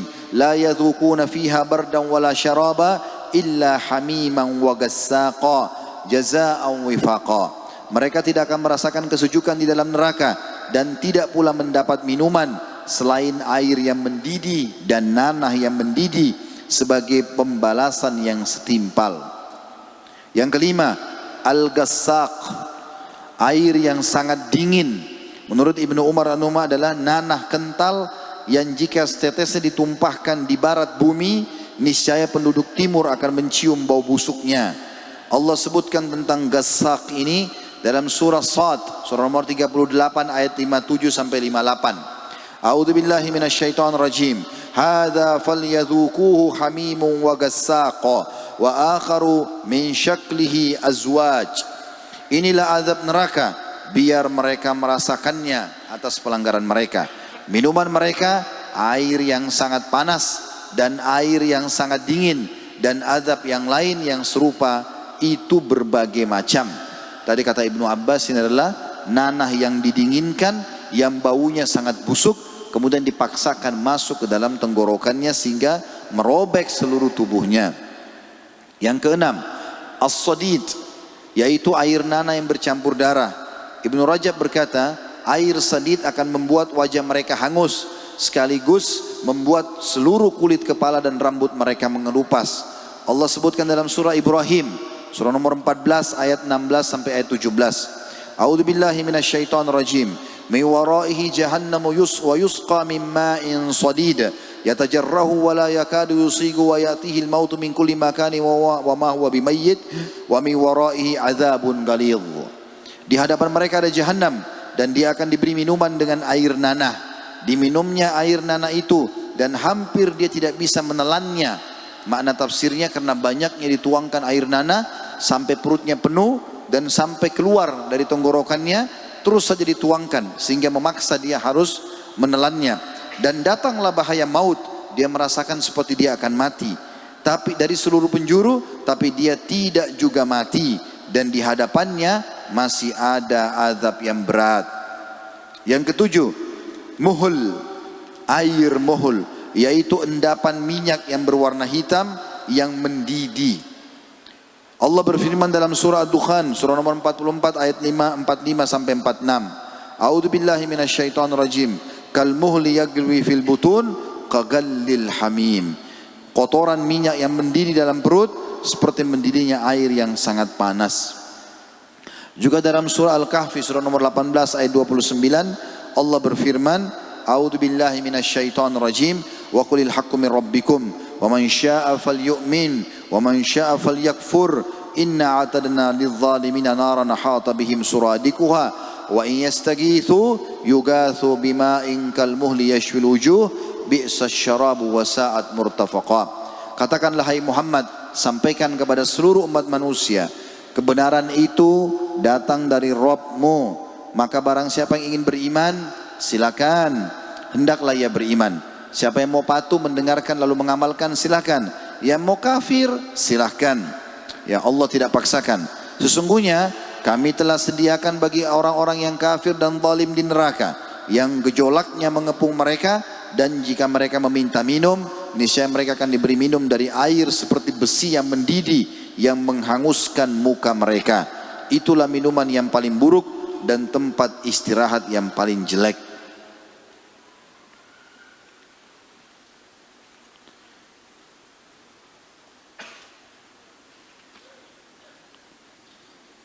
Abu Darda meriwayatkan bahwasanya Rasulullah SAW bersabda, dicampakkan rasa lapar kepada ahli neraka. Kelaparan yang mereka rasai menyamai azab yang mereka alami dalam neraka. Lalu mereka menjerit meminta tolong, dan mereka pun diberikan dari' yang tidak menghilangkan kelaparan mereka. Lalu mereka menjerit meminta makanan, dan mereka pun dibawa makanan atau diberi makanan yang menyebabkan mereka tercekik. Mereka teringat kalau tercekik di dunia mereka hilangkan dengan air. Mereka pun meminta air minuman. Lalu mereka diberi air yang sangat panas dengan besi-besi panjang yang berkepala sabit. Muka mereka hangus terbakar apabila air itu menghampiri mereka, serta segala isi perut mereka terputus apabila masuk ke dalam perut mereka. Allah mengharamkan teman-teman bagi ahli neraka, bahkan setetes air sejuk pun tidak dikasih. Imam Ahmad mengatakan dan Al-Baihaqi meriwayatkan dari seorang tabi'in yang bernama Uqail bin Shumair Ar-Riyahi, bahwasanya suatu saat sahabat Abdullah bin Umar radhiyallahu anhu meminum air dingin. Tiba-tiba beliau menangis terseduh-seduh. Lalu spontan orang di sekitarnya terheran-heran lalu menanyakan, apa yang membuat anda menangis setelah minum air dingin? Bukankah itu sejuk dan nyaman? Maka Ibnu Umar lalu Ibnu Umar berkata, Zakartu ayat fi kitabillah azza wa jal wa hila bainahum wa baina ma yashtahun fa'araftu anna ahli an-nar la yashtahuna illa al-ma' al-barid wa qad qala Allah azza wa jal afidu alayna min al-ma'i aw mimma razaqakumullah. aku tiba-tiba teringat sebuah ayat dari kitabnya Allah yang berbunyi, dan diberi penghalang antara penghuni neraka dengan apa yang mereka inginkan. Maka aku mengerti bahwa penghuni neraka menginginkan sekali air dingin walaupun setetes. Tapi Allah mengatakan, sebagaimana mereka mengatakan, dan Allah menceritakan, lanjutan ayatnya adalah, dan penduduk neraka memanggil penduduk surga sambil mengatakan, curahkan buat kami sedikit atau setetes saja dari rezeki yang telah Allah karuniakan kepada kalian. Oleh karena itu teman-teman, kita bisa lihat, misalnya kita sudah lalui Ramadan ya, puasa, masa puasa, atau bagi teman-teman yang berpuasa kemarin ya, 9 hari awal bulan Zulhijjah ini, kita bisa rasakan teman-teman, dari subuh kita tidak minum misalnya, atau tidak sempat sahur, tidak sempat minum air sampai maghrib, udah luar biasa hausnya, apalagi di musim panas, haus sekali. Mungkin kita sudah tidak bisa lagi tahan, kalau harus bertahan sampai selepas tarawih misalnya baru kita minum. Itu baru beberapa jam kita tahan haus. Penghuni neraka teman-teman akan merasakan panasnya, itu luar biasa ya, panasnya api dari seluruh penjuru, udaranya panas, apinya panas, rantai yang diikat badannya panas, minuman dan makanan dikasih panas, semuanya panas. Maka mereka berharap setetes air tidak dikasih. Semua penyebab sejuk ini, air dingin, udara, nggak ada lagi, semuanya hilang. Dan itu berlaku kalau dia kafir, naudzubillah, atau musyrik, atau orang munafik abadi. Kalau dia orang fasik masih bisa selamat, tapi juga dia akan merasakan siksaan tersebut ya. Di neraka teman-teman, poin ke-11 menceritakan tentang masalah atau bahasan kita yang ke-11, pakaian ahli neraka. Ahli neraka memiliki beberapa pakaian sebagaimana ahli surga. Ahli surga pakaiannya dari sutra, kain yang lembut. Ada Allah mengatakan sundus dan istabrak. Sundus itu adalah kain sutra yang lembut, istabrak kain sutra yang tebal.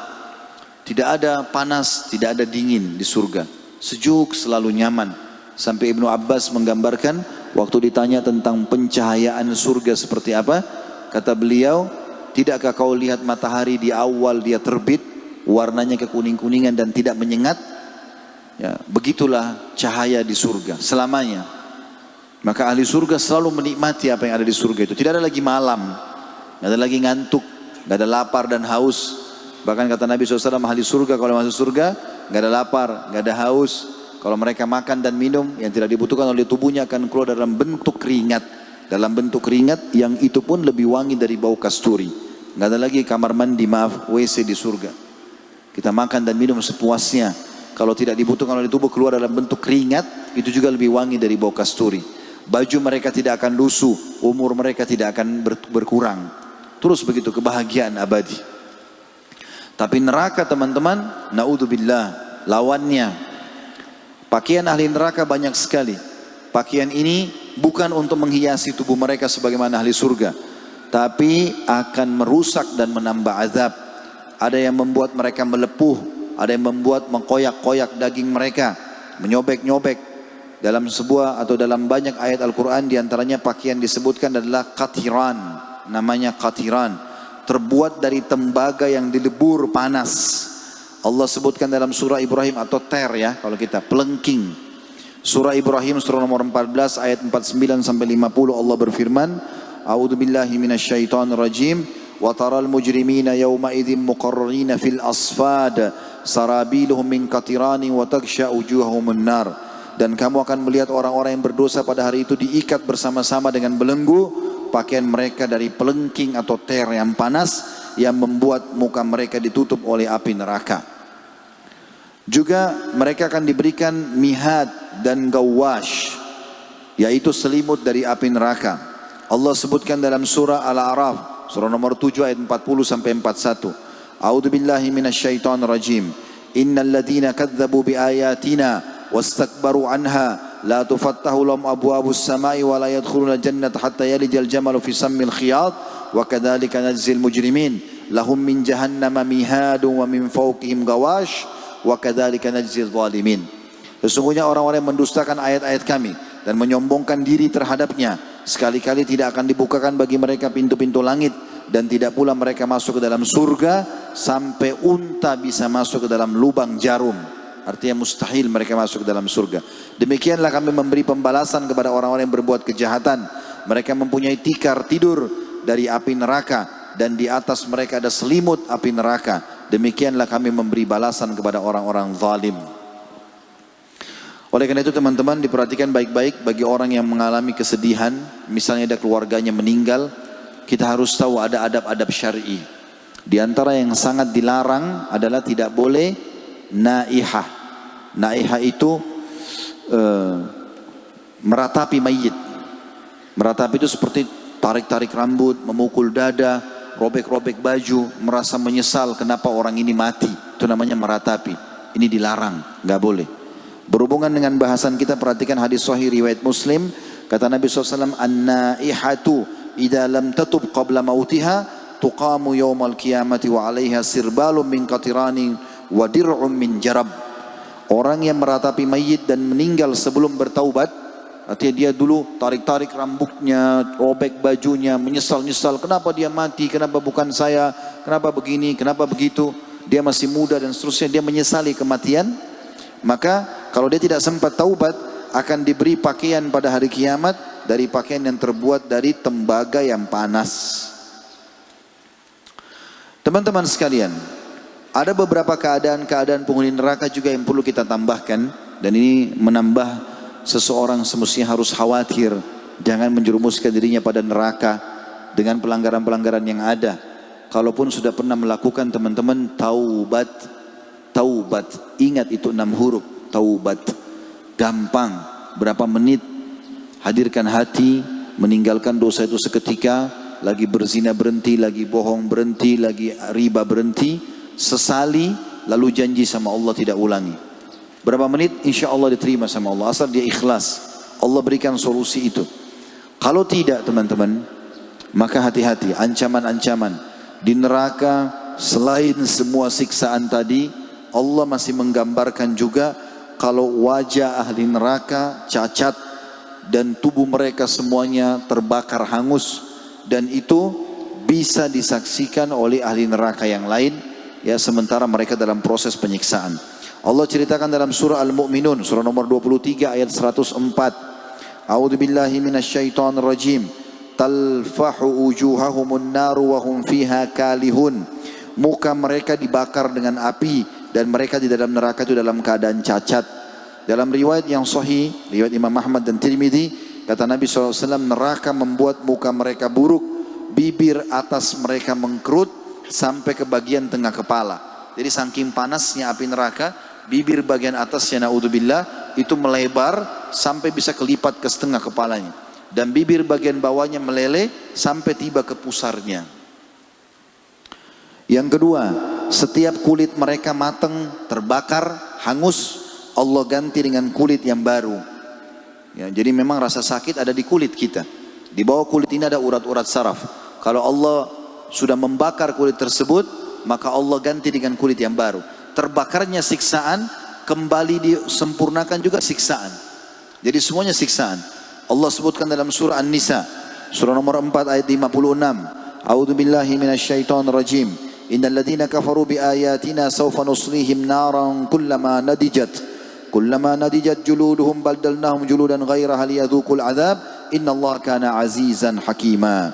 Sesungguhnya orang-orang yang kafir kepada ayat-ayat kami diingatkan tidak mau dengar, kelak akan kami masukkan mereka ke dalam neraka. Setiap kali kulit mereka hangus, kami ganti kulit mereka dengan kulit yang lain supaya mereka merasakan azab.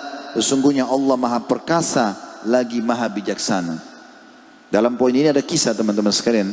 Ada seorang spesialis kulit dari Muantai masuk Islam gara-gara ayat ini. Dia dokter spesialis kulit dan dia sudah profesor. Setiap tahun dia selalu mengadakan seminar khusus untuk dokter-dokter penyakit kulit. Dan setiap tahun dia dapat penghargaan karena selalu ada saja penemuan baru. Pada saat itu teman-teman dia naik ke podium lalu dia sampaikan. Dia mengatakan, saya baru menemukan dengan teknologi yang canggih, kalau rasa sakit manusia ada pada kulitnya. Ada urat-urat saraf melengket di kulit. Kemudian kalau urat-urat saraf itu di non-fungsikan, disuntik misalnya, dibius, ya, ataupun terbakar, luka bakar dan terbakar kulit dan urat saraf itu, maka bagian dalam tubuh dagingnya itu kalaupun dikorek maka tidak dirasa sakit. Itu penelitian dia. Malu kemudian orang semua bersorak karena penemuan itu. Rupanya ada dokter muslim di situ hadir, diundang juga. Maka dia mengatakan, kalau itu penemuan profesor, izinkan saya menyampaikan, kalau apa yang anda temukan ini sudah disebutkan dalam Al-Quran 1400 tahun yang lalu. Bahwasanya memang rasa sakit ada pada kulit manusia. Maka dia pun mengatakan, mana buktinya? Di atas podium diambillah Al-Quran terjemahan dalam bahasa Inggris, dibukakan surah An-Nisa ayat 56 ini, dilihatkan. Begitu dia baca, dia kaget. Ternyata Al-Quran sudah membahas itu tentang penghuni neraka, bahwasanya setiap kali kulit mereka terbakar, kami ganti dengan kulit yang baru supaya mereka merasakan rasa sakit yang baru. Maka tiba-tiba di atas podium dia mengatakan, pandu saya masuk ke agama anda, karena ini tidak mungkin buatan manusia. Akhirnya dia syahadat gara-gara itu. Yang ketiga, wajah mereka hangus menghitam karena kepala mereka akan disemat dengan mahkota, ya, mahkota dari api. Disebutkan dalam sebuah riwayat yang sahih bahwasanya ahli neraka nanti akan didatangkan pada hari kiamat, kemudian tubuhnya ditinggikan setinggi Adam, kemudian dimasukkan atau diberikan mahkota dari api, saking panasnya sehingga membuat wajah mereka hangus mengkelam. Dan pada saat mereka kembali kepada teman-temannya, maka teman-temannya ahli neraka mengatakan, semoga Allah menyelamatkan kami darimu, dan ya Allah jauhkan kami darinya. Waktu itu dia dihisap oleh Allah, mau dimasukkan ke neraka. Sebelum masuk neraka sudah diberikan mahkota dari api. Maka orang itu pun mengatakan, semoga Allah selamatkan kalian, tapi ketahuilah kalian tidak akan lolos dari ini. Setiap orang di antara kalian akan mendapatkan mahkota api ini. Yang keempat, penduduk neraka akan mengeluarkan bau yang sangat busuk dari tubuh mereka. Dan banyak riwayat yang menjelaskan masalah itu, bahwasanya Rasulullah SAW mengatakan, seandainya seseorang diceburkan ke dalam neraka, kemudian dikeluarkan darinya, pasti penduduk bumi akan mati karena tidak bisa menahan bau busuk dan rupanya yang menyeramkan. Yang kelima, raut muka mereka berubah buruk. Di antara mereka ada yang wajahnya berubah menjadi menyeramkan. Disebutkan dalam Sahih Bukhari bahwasanya Ibrahim alaihissalam pada saat hari kiamat akan mengatakan, ya Allah, aku akan menolong ayahku. Maka Allah pun mengatakan, lihatlah di belakangmu. Ditemukan di sana ternyata ada sosok seperti binatang buas yang seperti serigala dilumuri oleh lumpur dan kemudian dilempar dan dimasukkan ke dalam api neraka. Ternyata dia adalah ayahnya Ibrahim, ya, yang disebutkan dengan Azar atau nama Azar karena dia tidak mau beriman. Dan sekian banyak teman-teman sekalian siksaan-siksaan api neraka yang luar biasa. Disirami air panas, mereka diseret di atas wajah mereka, mereka dikepung dengan api-api, ya. Mereka akan melihat neraka jahanam itu hitam kelam, tidak ada sama sekali celahnya. Mereka meminta sedikit pun keringanan, tidak diberikan. Api neraka jahanam akan membakar sampai ke hati-hati mereka, sehingga dirasakan setiap panasnya itu, ya, yang mereka rasakan. Ada juga di antara mereka yang akan dilempar dari tempat yang tinggi. Ini terutama orang yang bunuh diri. Di dalam hadis yang sahih dikatakan, siapa yang membunuh dirinya dengan cara apapun, maka sesuatu itu akan menjadi siksaannya di api neraka. Kata Nabi SAW dalam hadis Bukhari, man qatala nafsahu bihadidatin fahadidatuhu fi yadihi yatawajja'u biha fi batnihi fi nari jahannam khalidan mukhalladan fiha abadan, wa man syariba samman faqatala nafsahu fahuwa yatahassahu fi nari jahannam khalidan mukhalladan fiha abadan, wa man taradda min jabalin faqatala nafsahu fahuwa yataradda fi nari jahannam khalidan mukhalladan fiha abada. Barang siapa yang bunuh diri dengan besi, diambil pisau ditusuk badannya, maka besi itu di neraka jahanam akan terus memukuli perutnya selama-lamanya. Jadi dia akan pegang besi, dia tusuk dirinya sendiri, dirasakan sakitnya. Begitu terus selama-lamanya selain siksaan yang lain. Dan barang siapa yang bunuh diri dengan menggunakan racun, meneguk racun, maka racun itu akan di tangannya dan akan menghirup, dan ia menghirupnya sedikit demi sedikit neraka jahanam selama-lamanya. Akan dia rasakan, tapi racun itu akan berlipat ganda, ya, pahitnya dan menyakitkannya. Barang siapa yang menjatuhkan dirinya dari gunung yang tinggi, maka Allah pun akan membuatnya mendaki ke atas gunung yang tinggi neraka jahanam, lalu dia akan melempar dirinya di sana. Kemudian mereka juga tidak akan mati selama-lamanya. Mereka tidak akan mati selama-lamanya. Mereka abadi. Jadi sakit itu akan dirasakan selama 24 jam dan abadi bagi orang-orang kafir, musyrik dan juga kafir yang orang-orang munafik. Allah sebutkan dalam surah Ibrahim surah nomor 14 ayat 17. A'udzu billahi minasyaitonir rajim. Yatajarrahu wa la yakadu yusigu wa ya'tihi al-mautu min kulli makanin wa ma huwa bimayyit wa min warahi adzabun ghalidh. Diminumkan bagi mereka nanah yang hampir tidak bisa mereka telan lagi, dan datanglah bahaya maut kepadanya dari segala penjuru, tapi dia tidak juga mati, dan di hadapannya masih ada azab-azab yang pedih. Juga bagi orang-orang yang tidak mau mengeluarkan zakatnya, ini ada siksaan secara khusus. Teman-teman pengusaha, hitung baik-baik zakatnya. Kalau sudah mencapai 2 syarat, haul dan nisab. Haul adalah masa 1 tahun harta anda. Jadi misal Ramadan ke Ramadan, ya. Jadikan Ramadan supaya mudah diingat. Niat dari sekarang, Ramadan tahun lalu, Ramadan yang baru berlalu kemarin, awal haul saya. Awal haul. Berarti nanti Ramadan depan tutup bukunya. Hitung semuanya. Harta yang disimpan dan diinvestasikan, cari, kumpulkan semua, nilainya berapa. Ya, kalau dipakai maka tidak ada zakatnya. Seperti rumah, mobil, tas, nggak ada zakat. Tapi kalau tidak dipakai, misal beli rumah untuk dijual lagi, atau beli tanah untuk diinvestasikan, ya apa saja, atau mobil juga, tapi mobil itu untuk dipakai bisnis, ya untuk pabrik dan seterusnya, maka ini semua ada hitungan zakatnya. Hitungan zakat ini teman-teman setelah diakumulasi total semua dari simpanan dan juga dana investasi, dikeluarkanlah kalau mencapai syarat kedua nisab. Nisab itu kadar minimal. Kadar minimalnya 85 gram emas. Kalau ada mencapai ini dikeluarkan 2,5%. Dan 2,5% ini sangat kecil ya untuk zakat. Dan zakat fungsinya membersihkan harta. Kalau ada hal-hal yang haram masuk di situ, maka zakat membersihkannya. Kalau sedekah yang teman-teman keluarkan di celengan masjid, bantu orang miskin, sedekah buat keluarga, untuk orang tua, sedekah untuk melipat gandakan rezeki. Ini beda fungsi ya. Zakat untuk membersihkan harta, kalau sedekah untuk memperbanyak harta.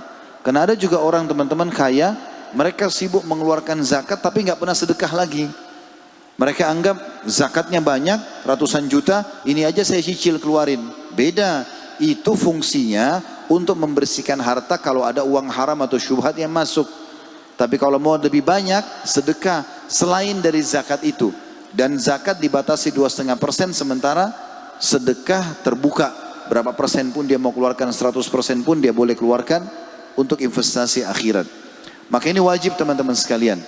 Bagi ibu-ibu yang punya emas, kalau emas dan perak walaupun dipakai tetap dizakati.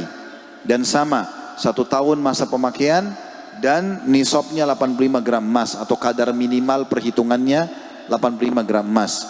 Bagi teman-teman yang punya peternakan, ini 3 jenis hewan, sapi, unta dan kambing. 3-tiganya harus dizakatkan dari jenis hewan itu.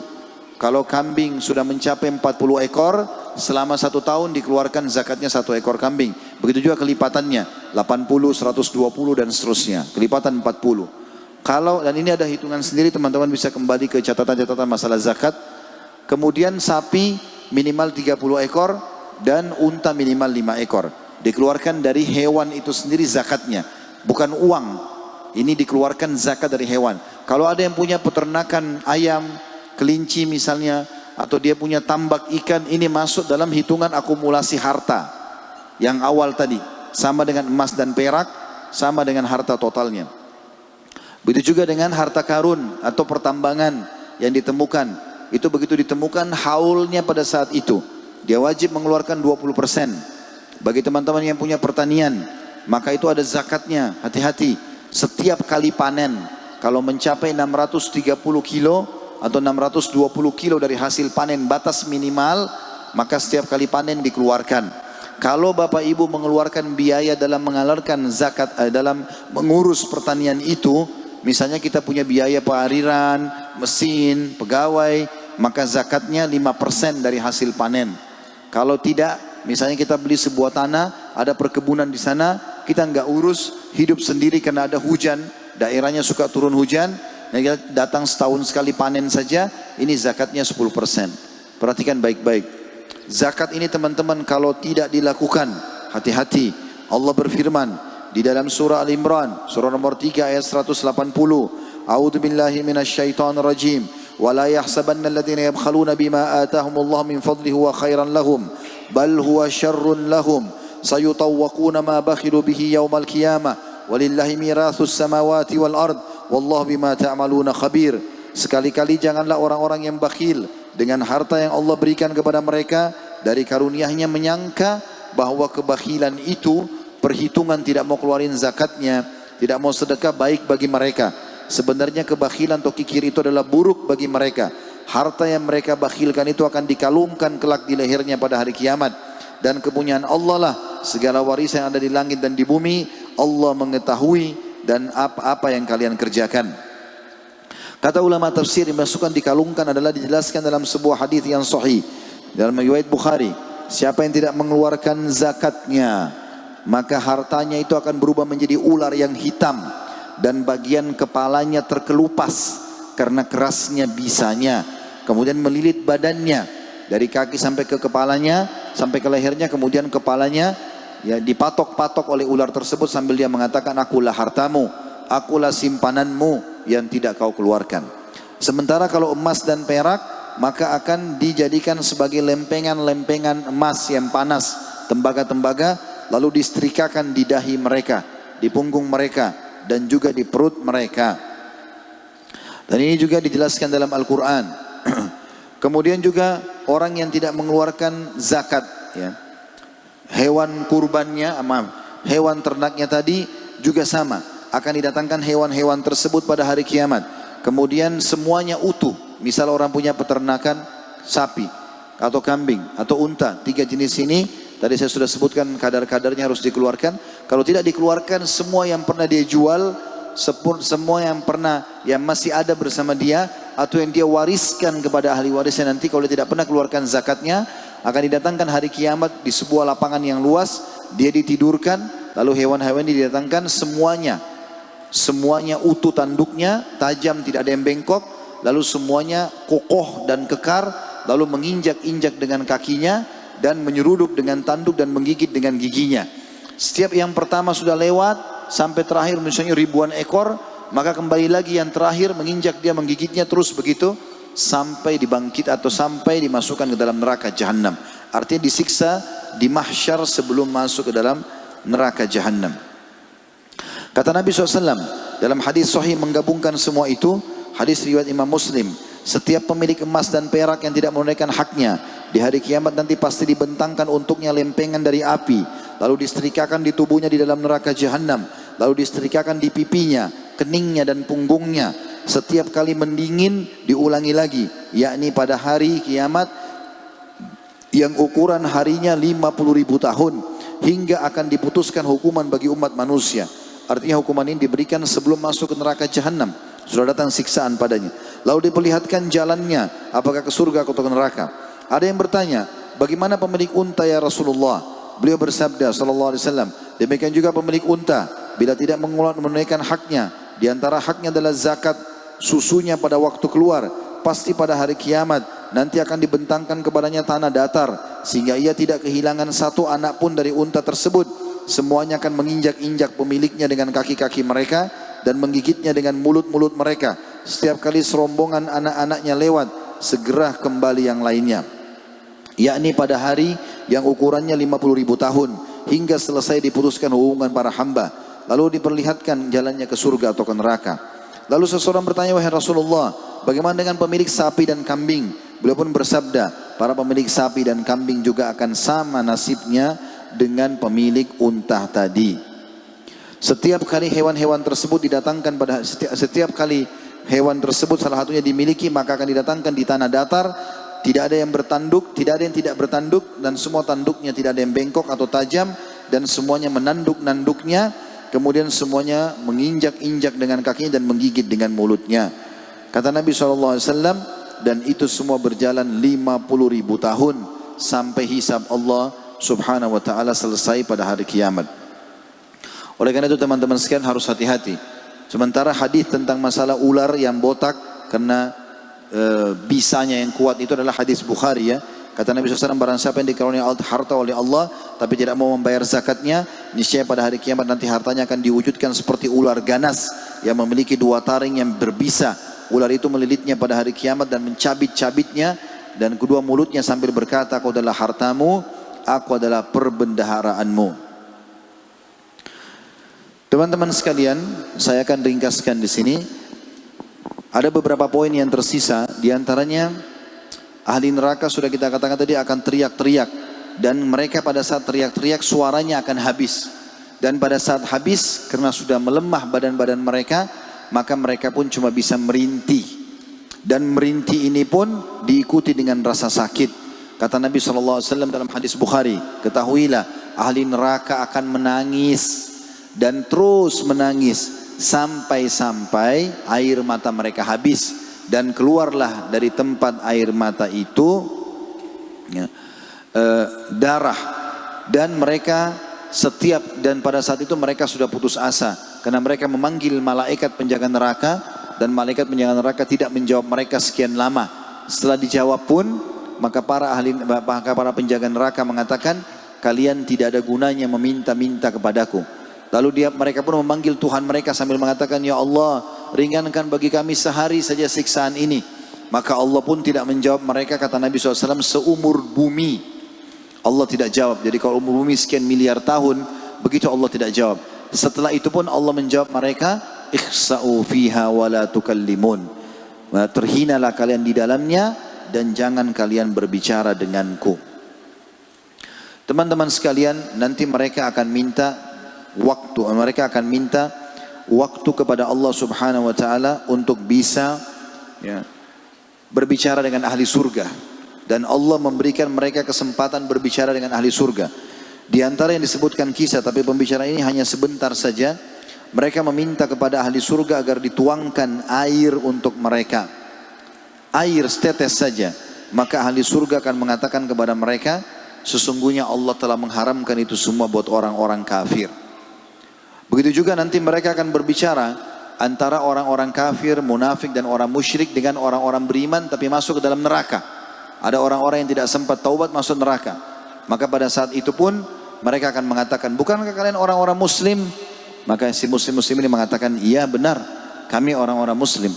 Lalu kata mereka orang-orang kafir, Allah berikan kesempatan mereka berbicara. Mereka semua kumpul lalu mengatakan, berarti Islam kalian tidak bermanfaat buat kalian, toh kalian juga masuk neraka.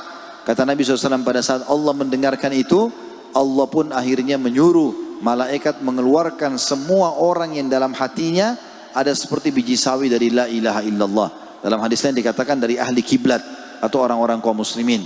Maka dikeluarkanlah semua orang Islam dari neraka. Pada saat itu orang-orang kafir menyeru sambil mengatakan, coba seandainya kami dulu sempat masuk Islam selama di dunia. Dan banyak sekali teman-teman siksaan-siksaan di ahli neraka. Intinya semua penghuni neraka tersiksa. Baik itu pemimpin yang zalim, baik itu masyarakat yang juga zalim, baik itu suami atau istri, baik itu anak ataupun orang tua. Semuanya akan punya tanggung jawab depan Allah hari kiamat. Makanya Nabi SAW mengatakan, ingatlah kalian semua pemimpin dan akan diminta pertanggungjawabannya hari kiamat. Seorang pemimpin masyarakat akan diminta pertanggungjawaban oleh Allah SWT dari masyarakatnya. Seorang suami bertanggung jawab terhadap istri dan anaknya akan diminta pertanggungjawaban hari kiamat. Seorang istri bertanggung jawab terhadap harta dan juga anak suaminya diminta pertanggungjawaban pada hari kiamat. Seorang budak akan bertanggung jawab dengan harta tuannya dan akan diminta pertanggungjawaban pada hari kiamat. Ingat teman-teman, kalau di dunia kita bisa berbuat dosa dan tidak ada yang tahu, maka ketahuilah di sekitar kita semua makhluknya Allah. Hati-hati. Masuk hotel berzina, kasur yang kita pakai makhluknya Allah, udara yang kita hirup makhluknya Allah, cahaya yang kita pakai makhluknya Allah. Semua akan datang menjadi saksi pada hari kiamat. Makanya kita dalam hadis dikatakan kalau lagi sholat maka disunnahkan untuk pindah-pindah tempat. Kata Nabi SAW, tidak ada seseorang yang sholat di sebuah tempat kecuali akan jadi saksi hari kiamat. Sholat wajib di sini, nanti sholat sunnah pindah ke sana, nanti pindah ke sana. Di tempat-tempat ini akan jadi saksi hari kiamat. Begitu juga orang-orang yang berbuat kemaksiatan, semua akan menjadi saksi pada hari kiamat. Dan ini berat. Ya. Dalam sebuah hadis yang sahih kata Nabi SAW, akan didatangkan nanti orang pada hari kiamat membangkang. Ingat teman-teman, insya Allah mudah-mudahan kita selamat ya. Tapi kalau ada orang yang dihisab pada hari kiamat oleh Allah, dia masih ada timbangan dosanya, jangan membantah. Kata Nabi SAW, sesungguhnya orang yang celaka hari kiamat orang yang banyak membantah. Allah sudah perlihatkan, ini amalmu. Kalau dia akui, iya ya Allah, iya ya Allah. Bahkan dalam hadis Bukhari ada orang mengakui semua kesalahannya. Dilihatkan semua kesalahan, ditimbang amal, berat sekali. Dosa semuanya bergunung-gunung. Maka dia pun pada saat Allah mengatakan, apa kau akui semua ini? Dia bilang, iya ya Allah, aku akui semuanya. Lalu Allah menyuruh mengeluarkan sebuah kartu. Tertulis, la ilaha illallah. Dia tulus mengucapkan itu. Ditaruhlah di timbangan amalnya di sebelah. Lalu Allah mengatakan sebelum ditaruh, apakah ada amal yang kau pernah lakukan bisa mengalahkan dosa-dosa ini? Dia mengatakan tidak ada ya Allah. Maka kata Nabi SAW, Allah pun mengatakan letakkan kalimat ini. Lalu diletakkanlah, ternyata semua dosanya terlempar dan akhirnya dia masuk dalam surga. Sebaliknya akan datang orang hari kiamat membangkang. Allah lihatkan ini zinamu, ini bohongmu, ini ribamu. Tidak ya Allah, tidak ya Allah, semua dibantah. Sampai Allah mengatakan, ini ada malaikat jadi saksi, saya enggak percaya malaikat. Kemudian ini buku amalmu, tidak percaya. Semua lokasi sekitarnya menjadi saksi, tidak percaya. Allah tanya, siapa yang kau percaya? Dia bilang, saya hanya percaya diri saya sendiri. Karena ingin menyelamatkan diri dari neraka. Maka Allah pun Azza wa Jalla pada saat itu menutup mulutnya dan membuat anggota tubuhnya berbicara. Matanya bilang, iya saya melakukan, saya melihat ya Allah. Lalu mata menceritakan histori pelanggarannya. Telinga akan berbicara, tangan berbicara, kemaluan berbicara, kaki berbicara. Setelah semua berikan kesaksian, lalu Allah buat mulutnya bisa bicara. Lalu dia berkata, Allah ceritakan dalam Al-Quran, lima syahidtum alaina. Kenapa kalian menjadi saksi buat diri sendiri? Maka kata mereka anggota tubuhnya, antakanallahu alladzi antaka kulla syai'. Allah lah yang telah membuat kami bicara, sebagaimana telah membuat segala satunya bisa berbicara. Kesimpulannya teman-teman sekalian, Allah Subhanahu wa taala masih memberikan kita kesempatan banyak sekali. Banyak sekali. Termasuk teman-teman sekalian hitungan menit dan detik saja. Jangan sia-siakan dua hal. Yang pertama, selalu bertobat dan beristighfar. Kata para sahabat teman-teman, kami menemukan Nabi SAW dalam satu majlis. Satu majlis. Setiap beliau duduk sama teman-temannya, tidak pernah kurang dari 70 kali beristighfar. Satu majlis. Dalam riwayat lain beliau mengatakan, saya beristighfar kepada Allah setiap hari 70 sampai 100 kali. Selalu astaghfirullah wa atubu ilaih, astaghfirullah wa atubu ilaih. Kata Nabi SAW, siapa yang melazimi istighfar, maka akan dibersihkan semua dosanya, ya, dan juga akan diluaskan rezekinya. Jadi selalu istighfar dan bertaubat kepada Allah, kembali ke jalan Allah. Dan kalau taubat, hijrah, pindah ke jalan Allah, jangan setengah-setengah. Harus jadi orang baik sekalian. Jangan setengah-setengah. Karena teman-teman tidak akan rasakan enaknya ibadah kalau masih buka pintu pahala, pintu ibadah, juga buka pintu dosa. Azan ke masjid iya, begitu pulang masih nonton TV dan segala macam acara yang tidak benar. Maka nanti sholatnya tidak bisa khusyuk. Jangan setengah-setengah. Jadi orang baik sekalian. Jangan peduli perkataan orang. Ingat, kita sendiri bertanggung jawab hari kiamat. Yang kedua wasiat saya teman-teman, selalu baca tiap hari, jangan lupa minta perlindungan kepada Allah dari neraka minimal 3 kali sampai 7 kali. Dan juga minta bersamaan dengannya surga. Sebagaimana hadis tadi di awal saya sebutkan, kata Nabi SAW, siapa yang memohon kepada Allah dilindungi dari neraka 3 kali atau 7 kali dalam sehari, neraka akan berkata, ya Allah, dia berlindung kepadamu, maka selamatkanlah ia dariku, maka selamatkan ia dariku.